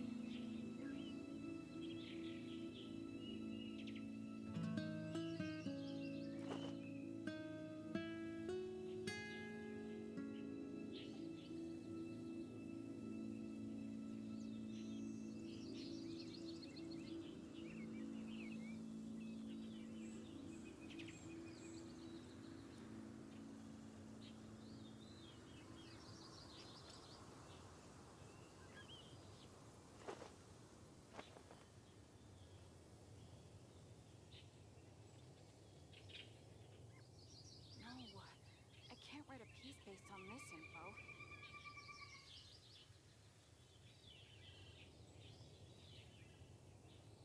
Whenever you need me, I'll be there.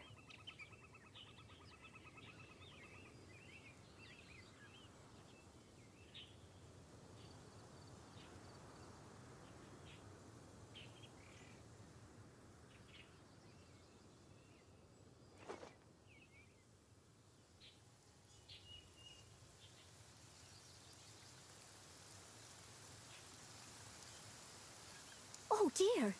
Everyone's laundry is still on the line. May I be excused to fetch it in?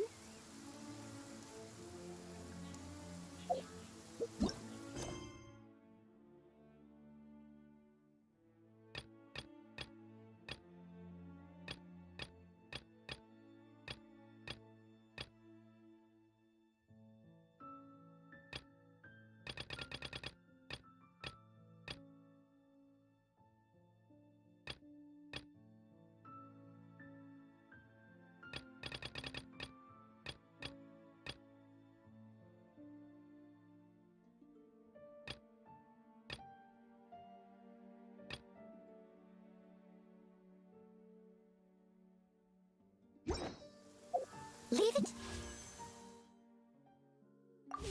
All of it, whatever it is. What exactly is it? I didn't quite catch your request.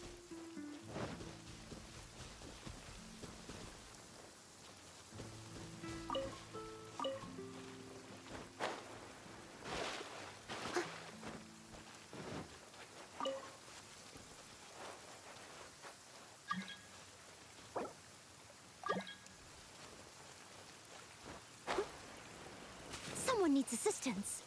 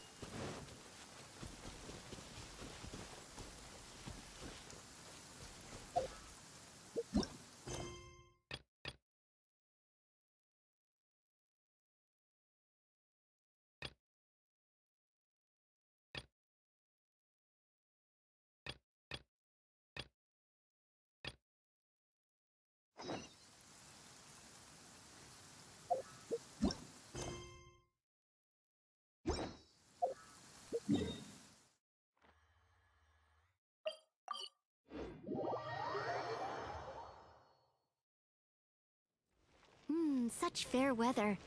Why don't we do a bit of sunny work? Oh, what sort of work is that, you ask? Well, anything that makes you feel bright and sunny, too.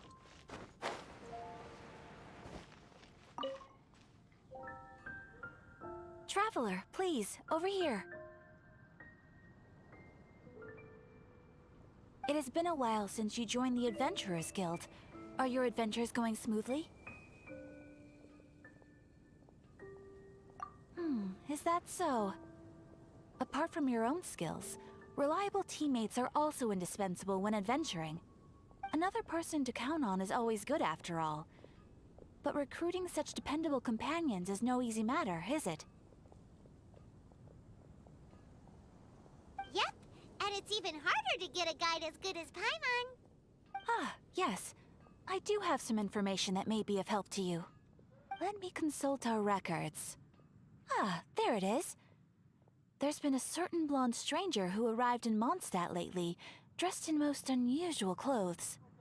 Blonde. Dress is all funny. It feels like Paimon's heard this one before. Wait! Do you mean...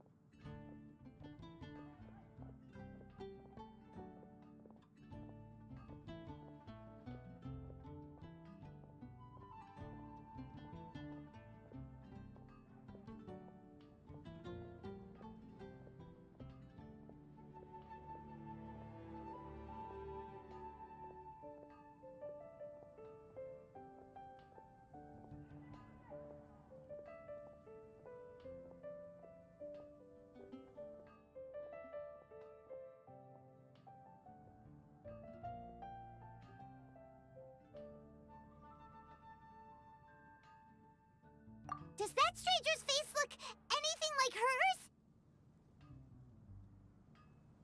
Hmm? Like the honorary knights? No, they couldn't look more different. This stranger is a very tall man, and even has an eye patch.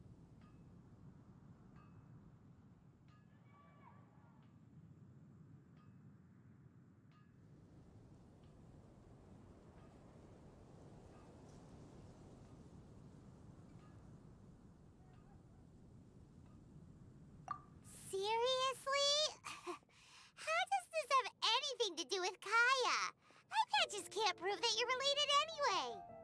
That stranger declined the guild's invitation, so I can't say that I know anything about the relationship between him and Mr. Kaya.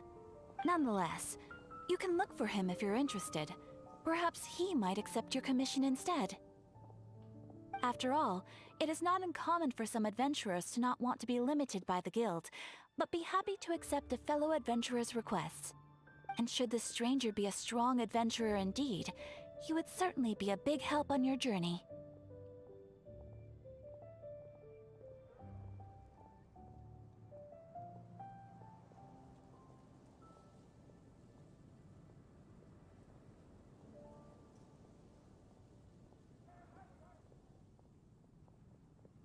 Please don't talk down on yourself like that. You are the honorary knight of the Knights of Favonius, after all. Your deeds are the stuff of song for all the bards in the city, even now.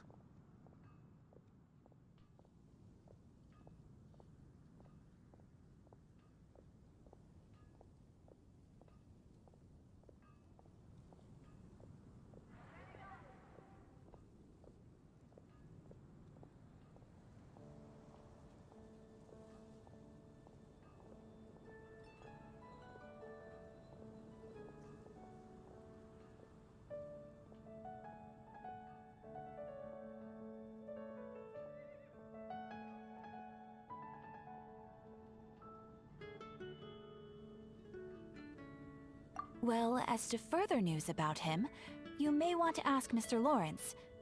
He stands guard at the city gate, so he may know something about that stranger. I wish you every success, adventurer.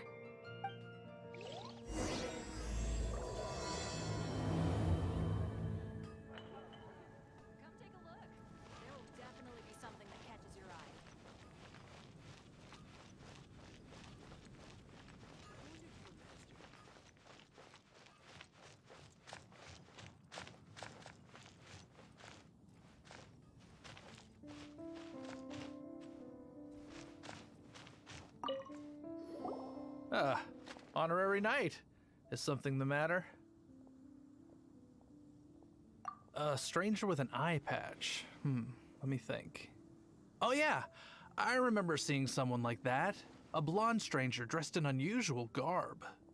He was wandering all over Mondstadt at first, which I found rather suspicious. So I decided to keep an eye on him for a while. I lost him pretty quickly. Still, I didn't think that this was such a huge matter that we needed our outrider to pursue him by air. As long as Master Jean is here, there's nothing to fear from some suspicious, unusual-looking person. That might be true, but if it were up to Jean, she'd take this way more seriously. That is true. But on the other hand, knowing that Master Jean may overreact to the situation is all the more reason to not tell her, no? Anyways, oh yeah, he was at Wagner's smithy for a while before I tried tailing him. He might have said something to Wagner. You should go ask him. Maybe he has more news about our stranger.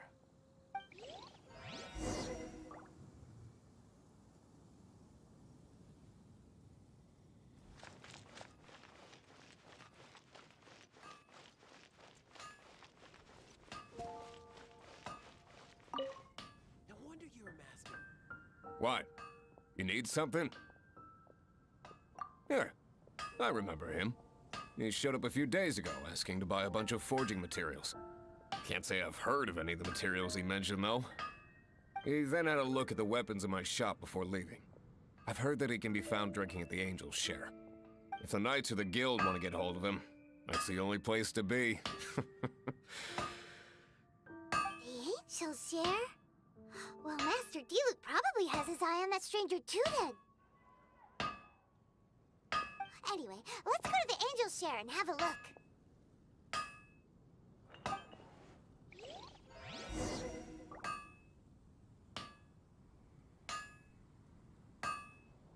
Take your pick. You'll find no second-rate items at Wagner's.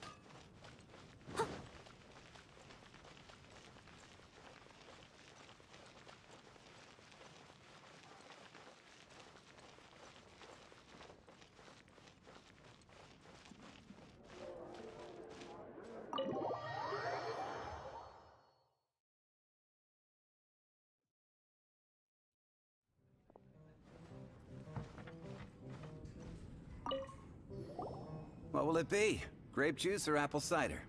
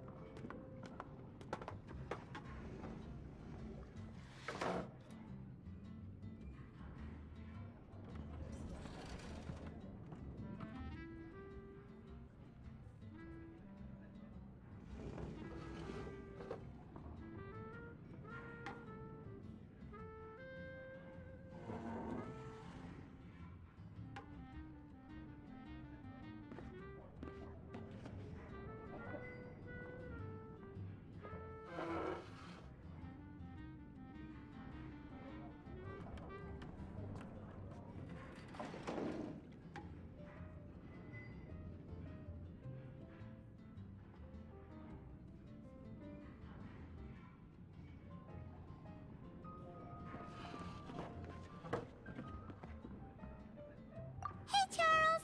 Have you seen a blonde stranger who wears an eye patch around here by any chance? That I have. He comes here every night. Just to drink, though. Doesn't order anything else. He even sometimes mixes his own drinks after he orders them. I don't know anything else about him, but from his selections and mixes, I'd say that he's quite the connoisseur.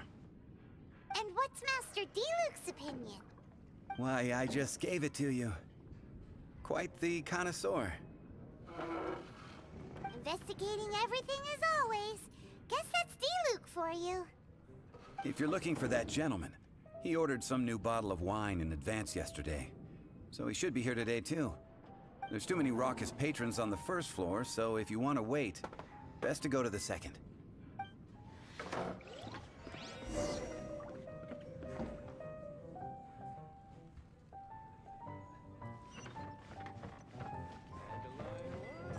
You are a close friend.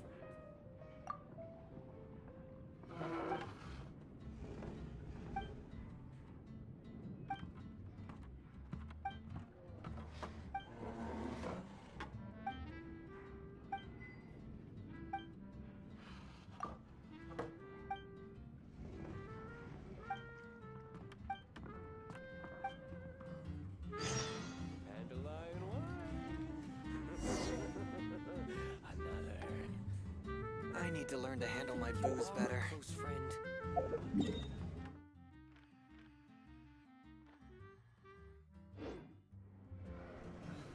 Can't give up.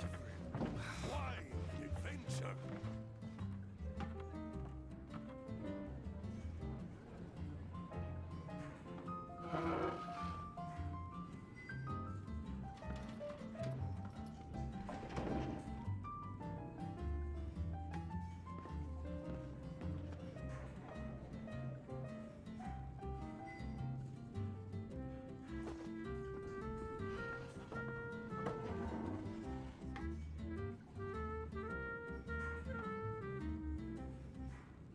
Adastra Misoski. Go on, drink some more.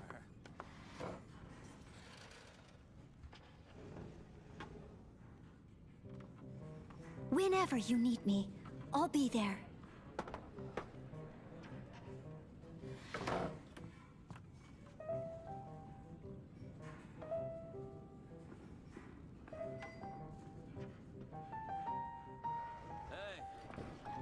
Go on, drink some more. Ah! Welcome to the Adventurers Guild.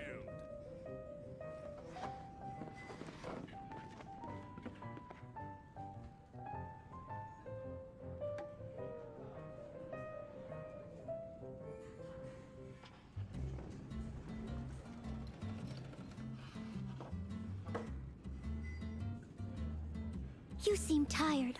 Would you like some tea? I'll brew you some. Do you take sugar? 1 cube or 2? Go on, drink some more.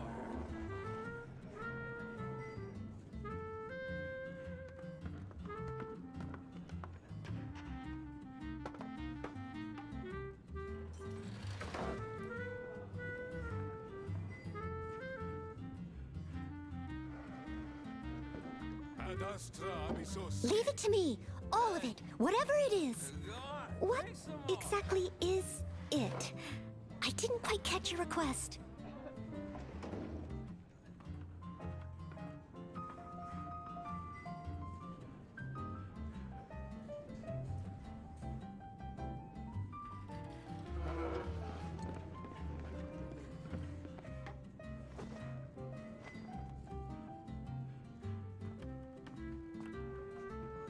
Adastra Misoski.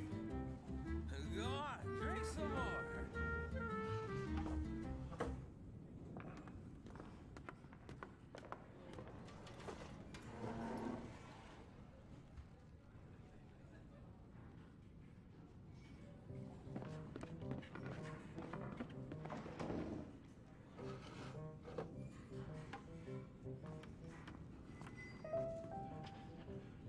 Hey, go on, Adastra drink some more. Misoski.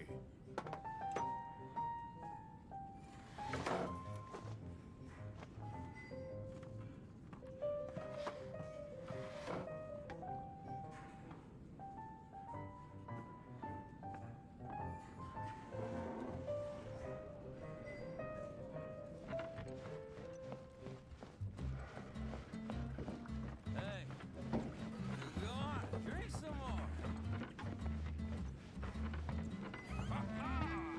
Welcome to the Adventurers Guild.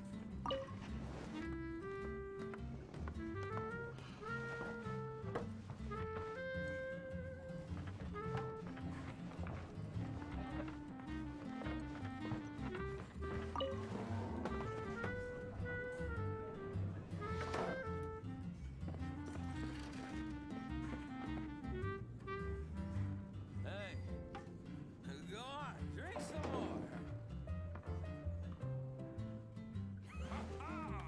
Welcome to the Adventurers Guild.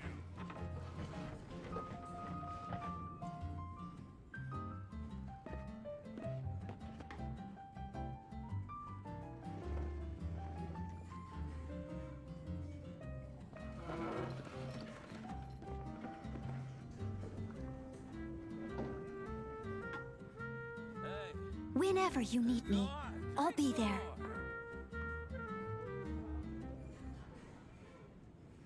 Adastra Misoski.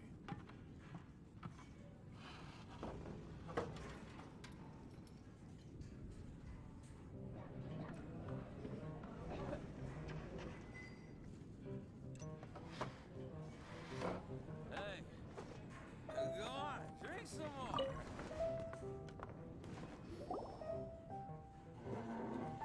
Ah, welcome, sir.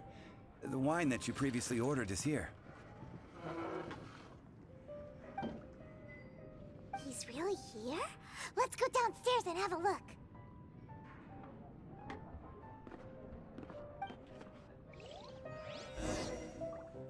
Go on, drink some more.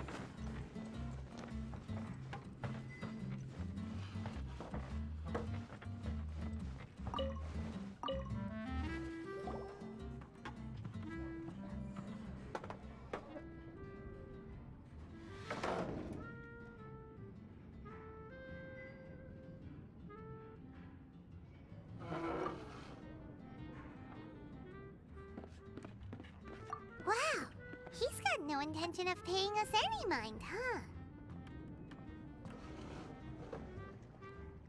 A traveler, you say?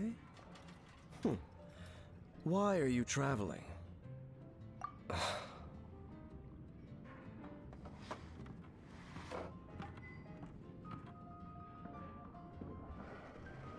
Well, that's as good a reason as any.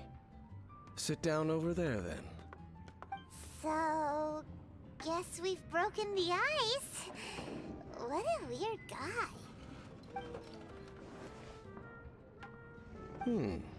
That little one beside you. Uh-huh. We're the best of friends. It's indeed a good thing to have someone accompany you on your travels. My name's Dainsleif. I suppose you have some business with me? Sure. He was so cold just a moment before. Paimon's got a bad feeling about this. But I will require advance payment. 500 mora, and 3 answered questions.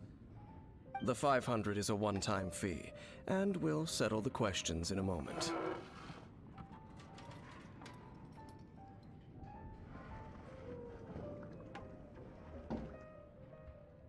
That's it. Well, now Paimon's got a really bad feeling. That kind of compensation can't be right.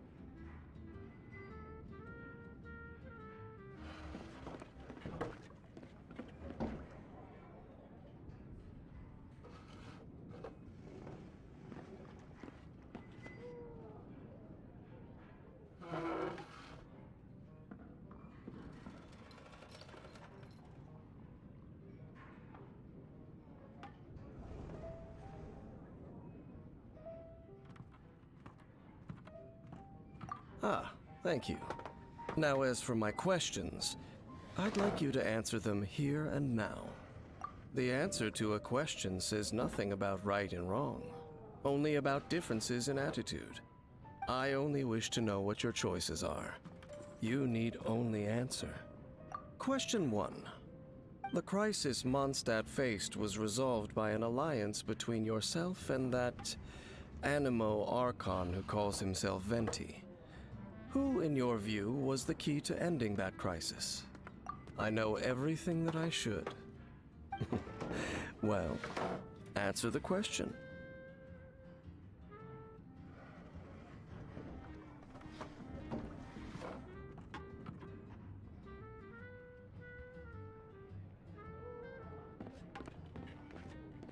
Is that your answer? I see. Question number 2. Rex Lapis, who has defended Liyue Harbor for millennia on end, used his gnosis to lay down a contract to end all contracts, of which the stipulations are still unknown. Who do you think will defend Liyue Harbor in the future, now that they've lost their deity?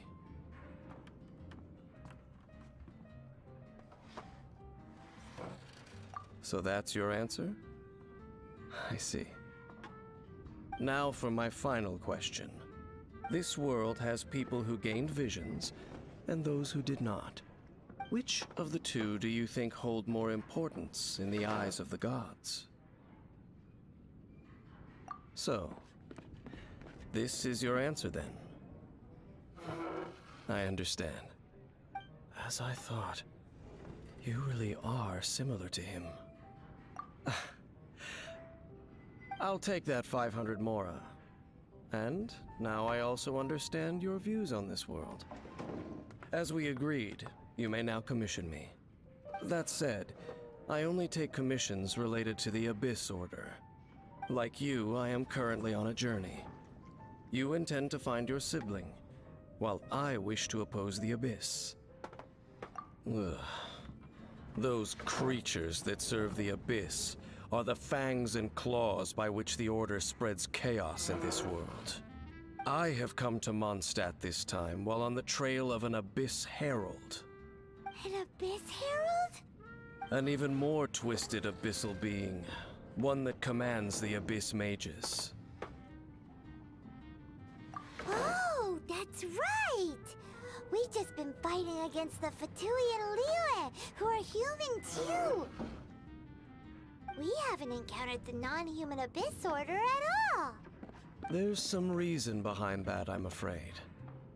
It's possible that they may have been under orders to avoid your path. Oh, that does sound pretty dangerous. Maybe they're looking for a better time to ambush us or something.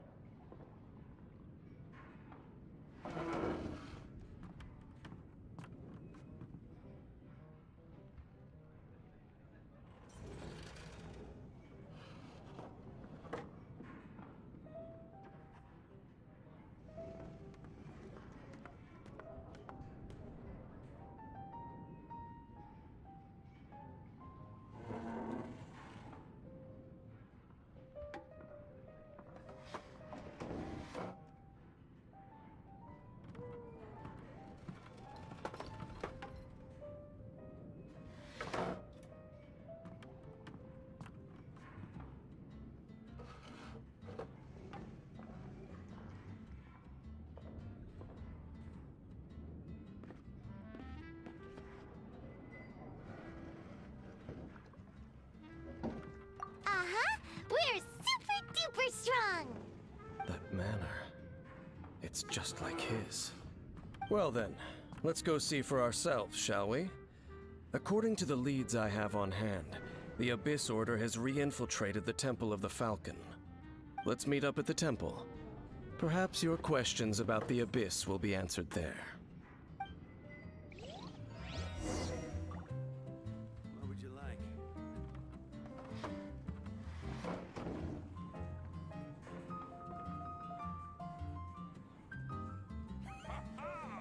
Welcome to the Adventurers Guild.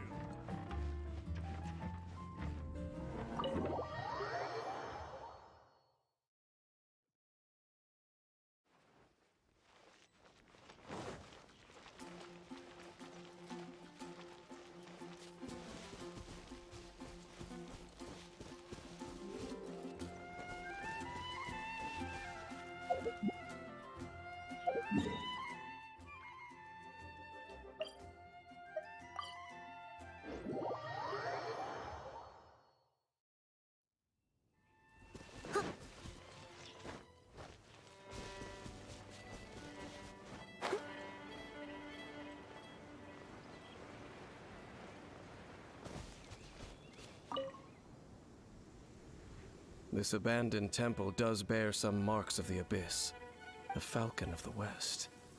Though it can soar in the wind, it ultimately does naught but hover under the light of the gods.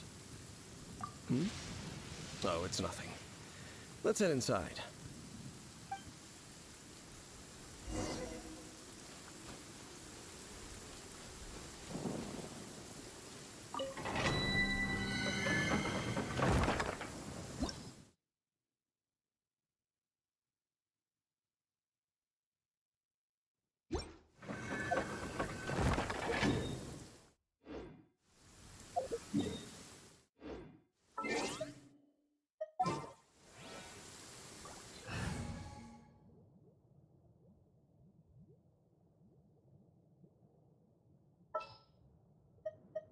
My demon expelling.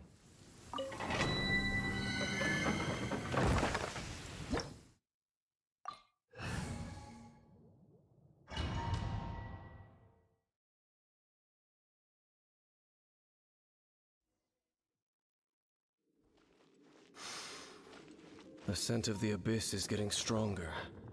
It's not far now. Paimon wonders what the Abyss Heralds look like. Do they look something like the Abyss Mages? Let's head further in first. If we do see that creature, that'll spare me the explanation either way.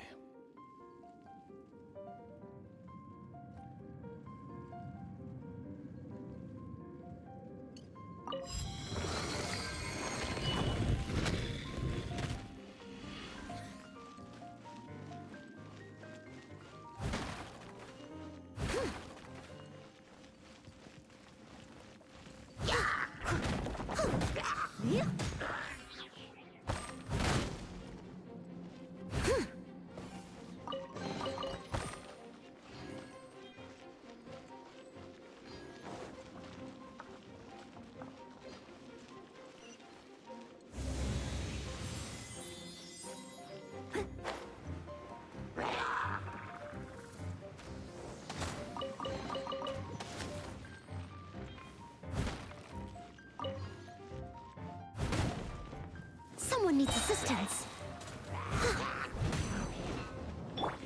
From whence you came!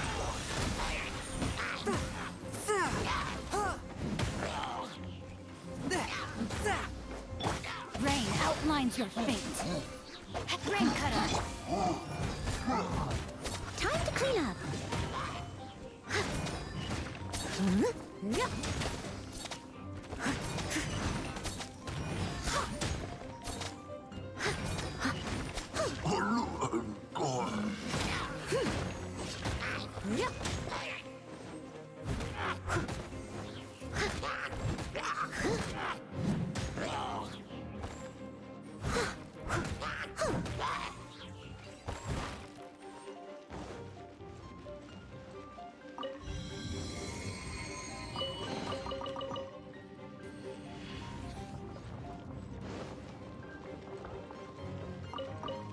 I'll catch up.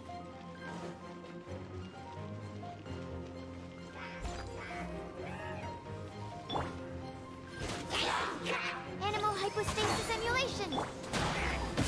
Swift and merciful!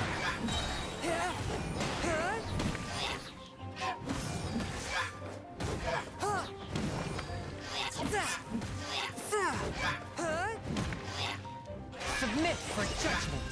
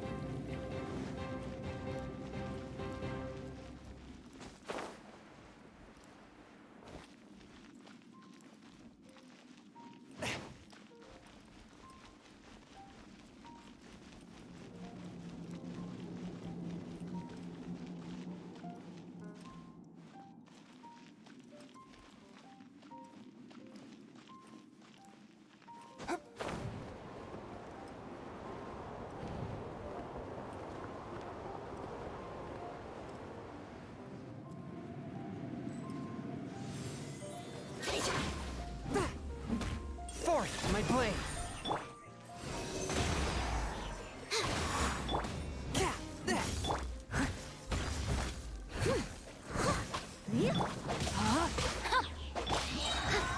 As a good knight should.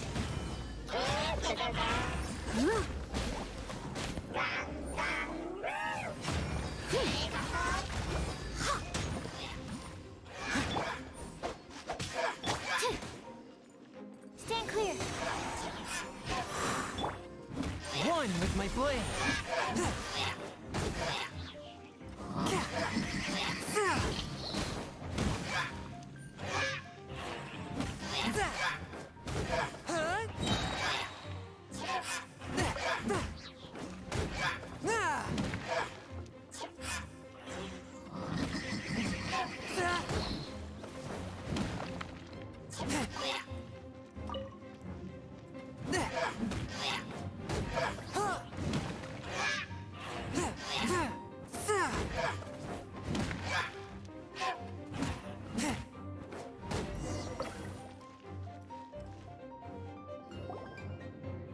Just a few Abyss mages?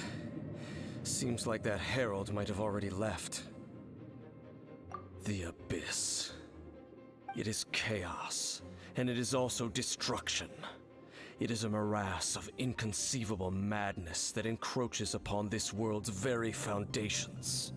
That is why even the Dragon of the East, a servant of a deity, was unable to resist its corrosive powers. And the creatures of the Abyss desire nothing less than the overthrow of a world ruled by the Archons. You seem to know a lot about the Abyss, Dane. Well, we do have some history. I suppose that's as far as chit-chat goes. We should head to Wolvendom. Judging by the traces I'm following, their next appearance may be within the territory of that old wolf. Perhaps we may find our Abyss Herald there.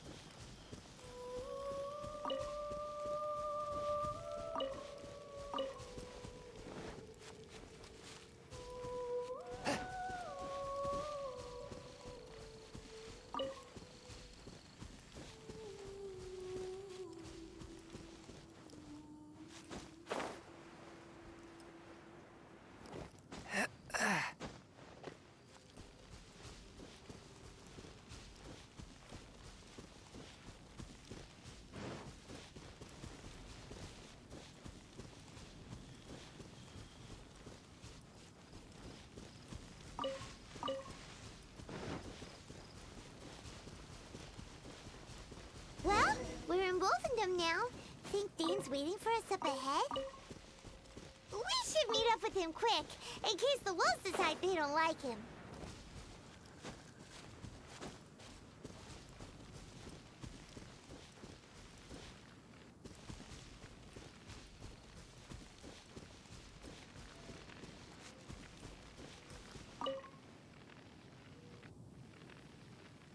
Lord of Wolvendom, great Wolf King of the North, sharp of fang and keen of claw, and yet dwelling here only.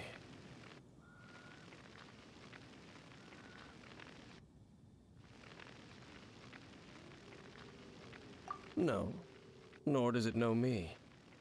I only know these things because a previous traveling companion of mine once wanted to hear its story.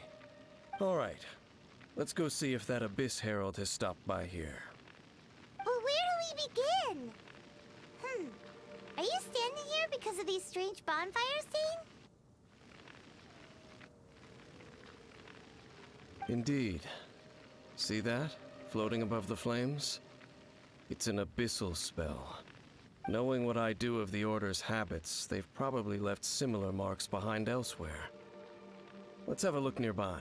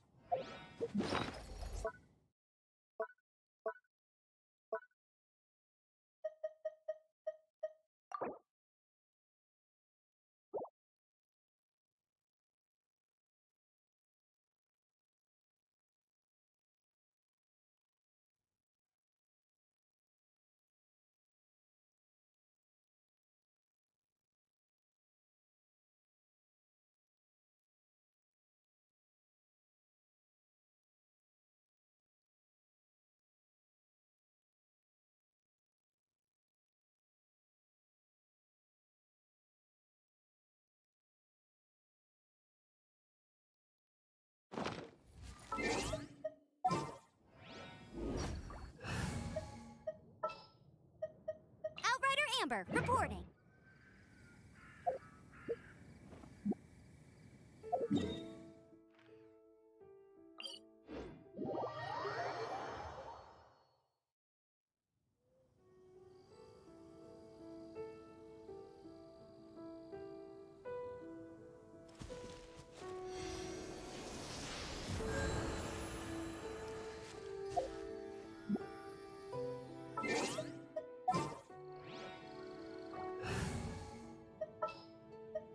My experiment will succeed. At the ready.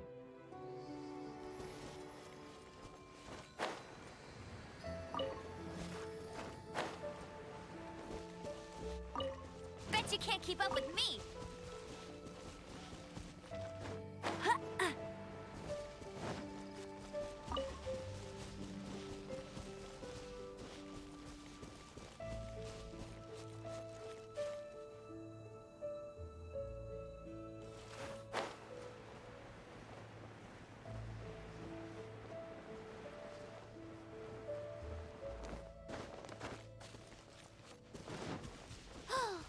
Do you think that those monsters by the bonfire are under the Abyss Order's control? Looks kinda scary. Let's beat them up first.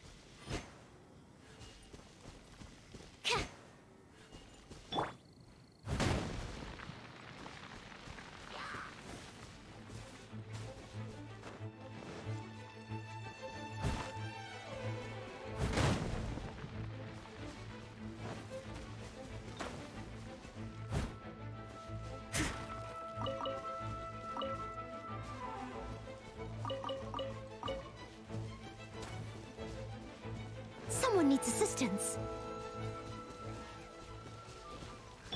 Absorption test. Steady as stone.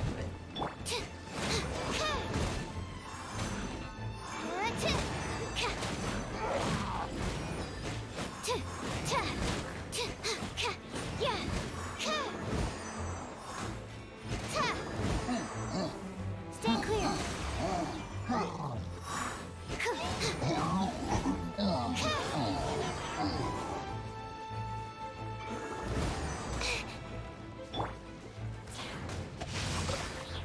Yeah, let me weave you a verse. Whew,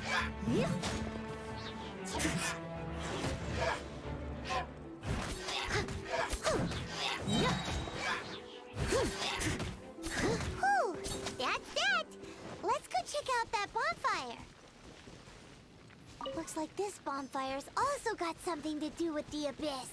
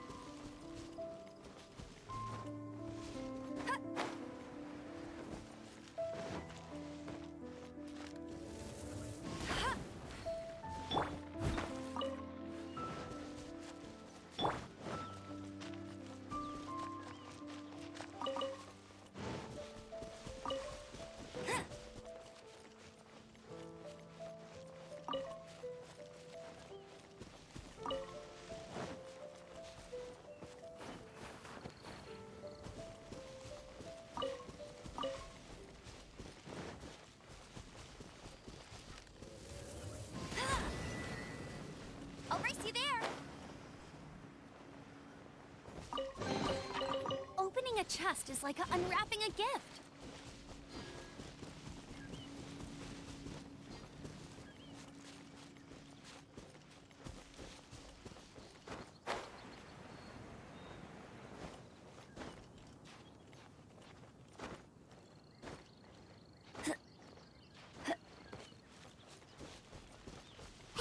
Another one of those bonfire spells.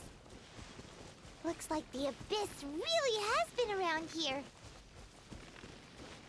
Yikes! Where did these monsters pop out from? Let's clear them out, and quick! No one escapes my sight. Leave it up to me.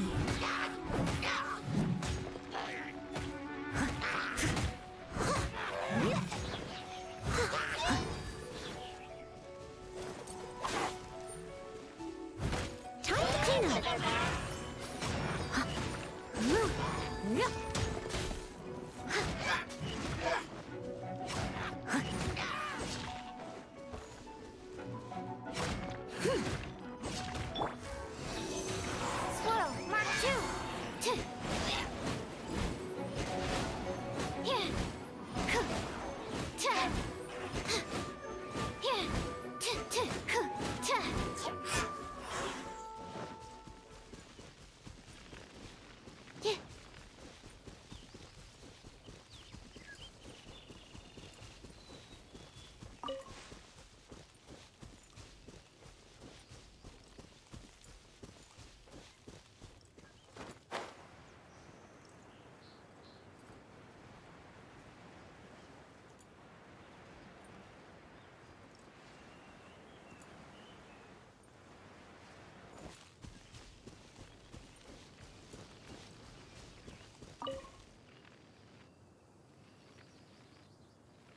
Have you finished searching?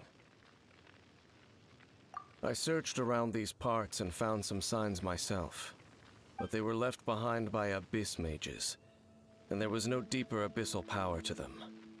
It seems that even an abyss herald would not wish to make trouble with the Wolf King of the North. We should leave as well. If there's anything praiseworthy about that old wolf, it's his territorial nature. But now we're out of leads. Are we going to have to give up? No. There is one more place we can go. Let's get a move on then. I'll wait for you at Storm Terror's lair.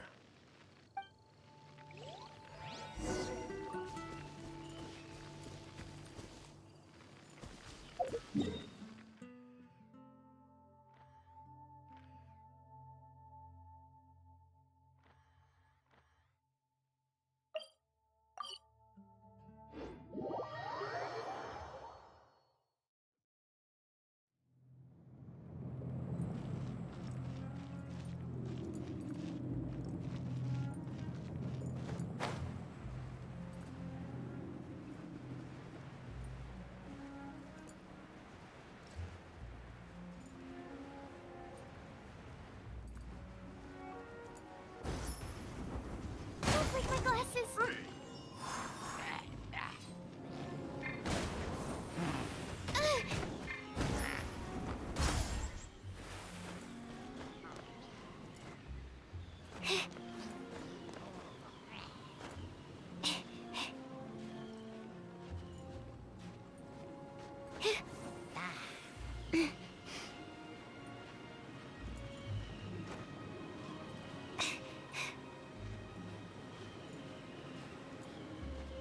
Don't break my glasses! Don't break my glasses!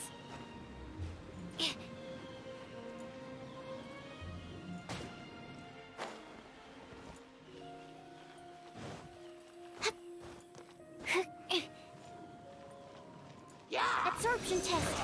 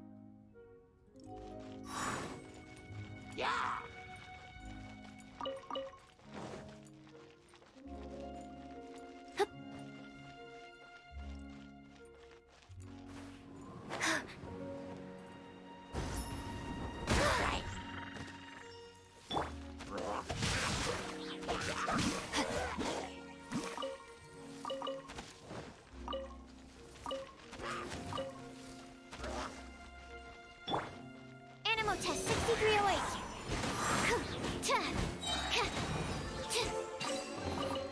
Wow, so many raw materials.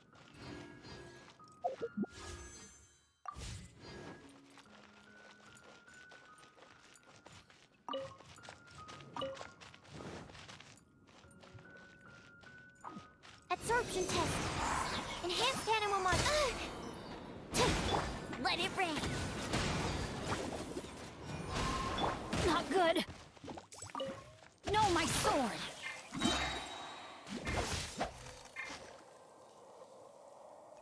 Ring cutter.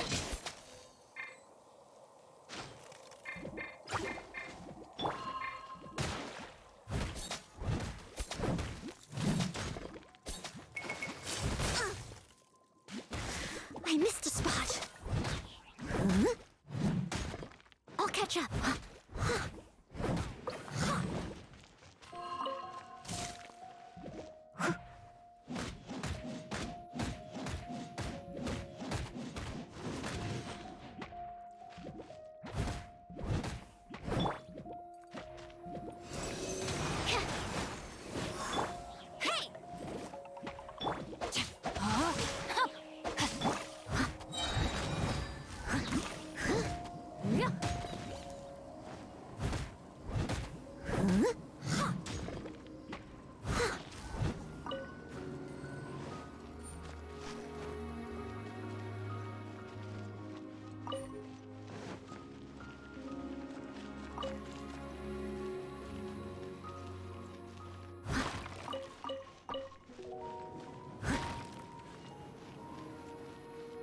must leave no stone.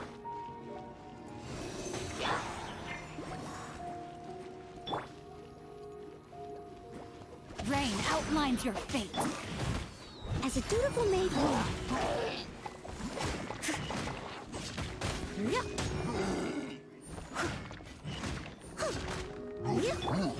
Animal test 6308.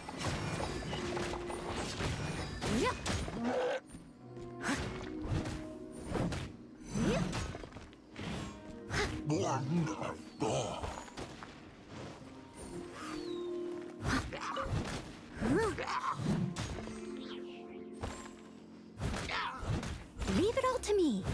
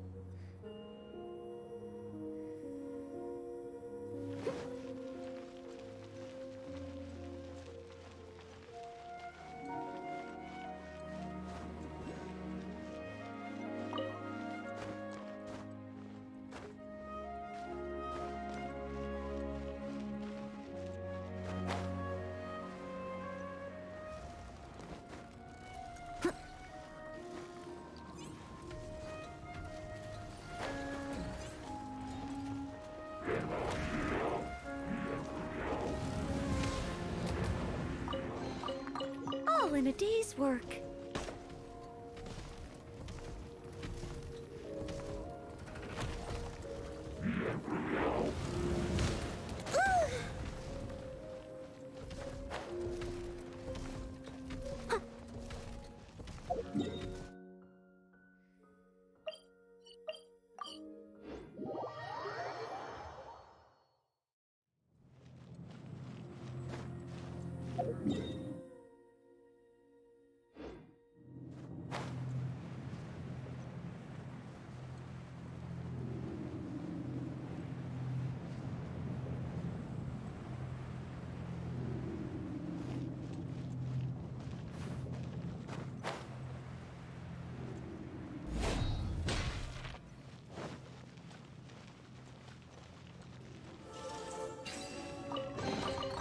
Ooh, wonderful.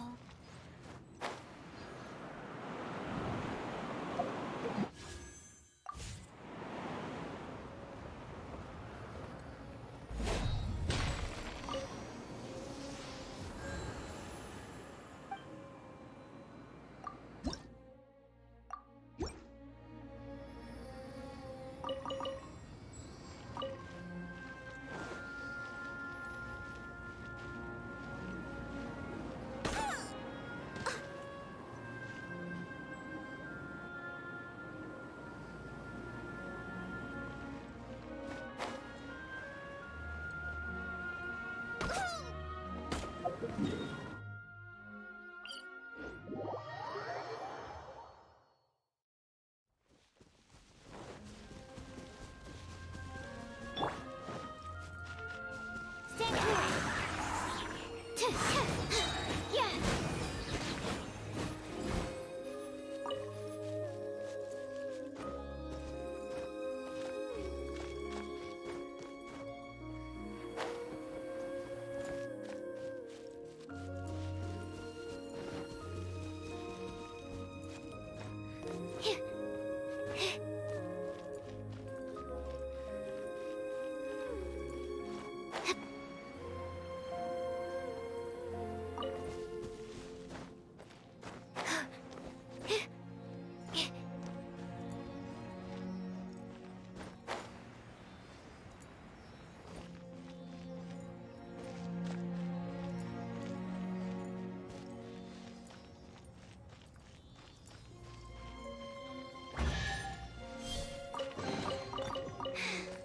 If only I stumbled upon lab supplies as often.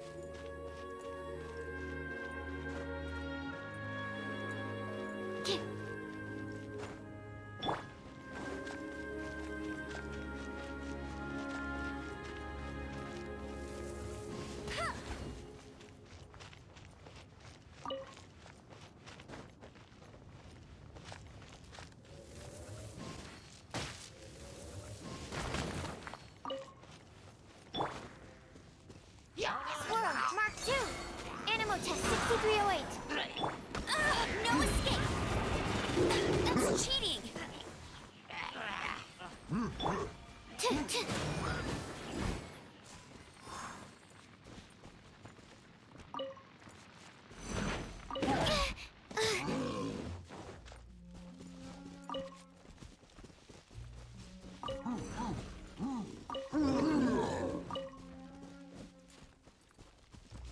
Stand clear. Get him. Steady as stone. No, my sword.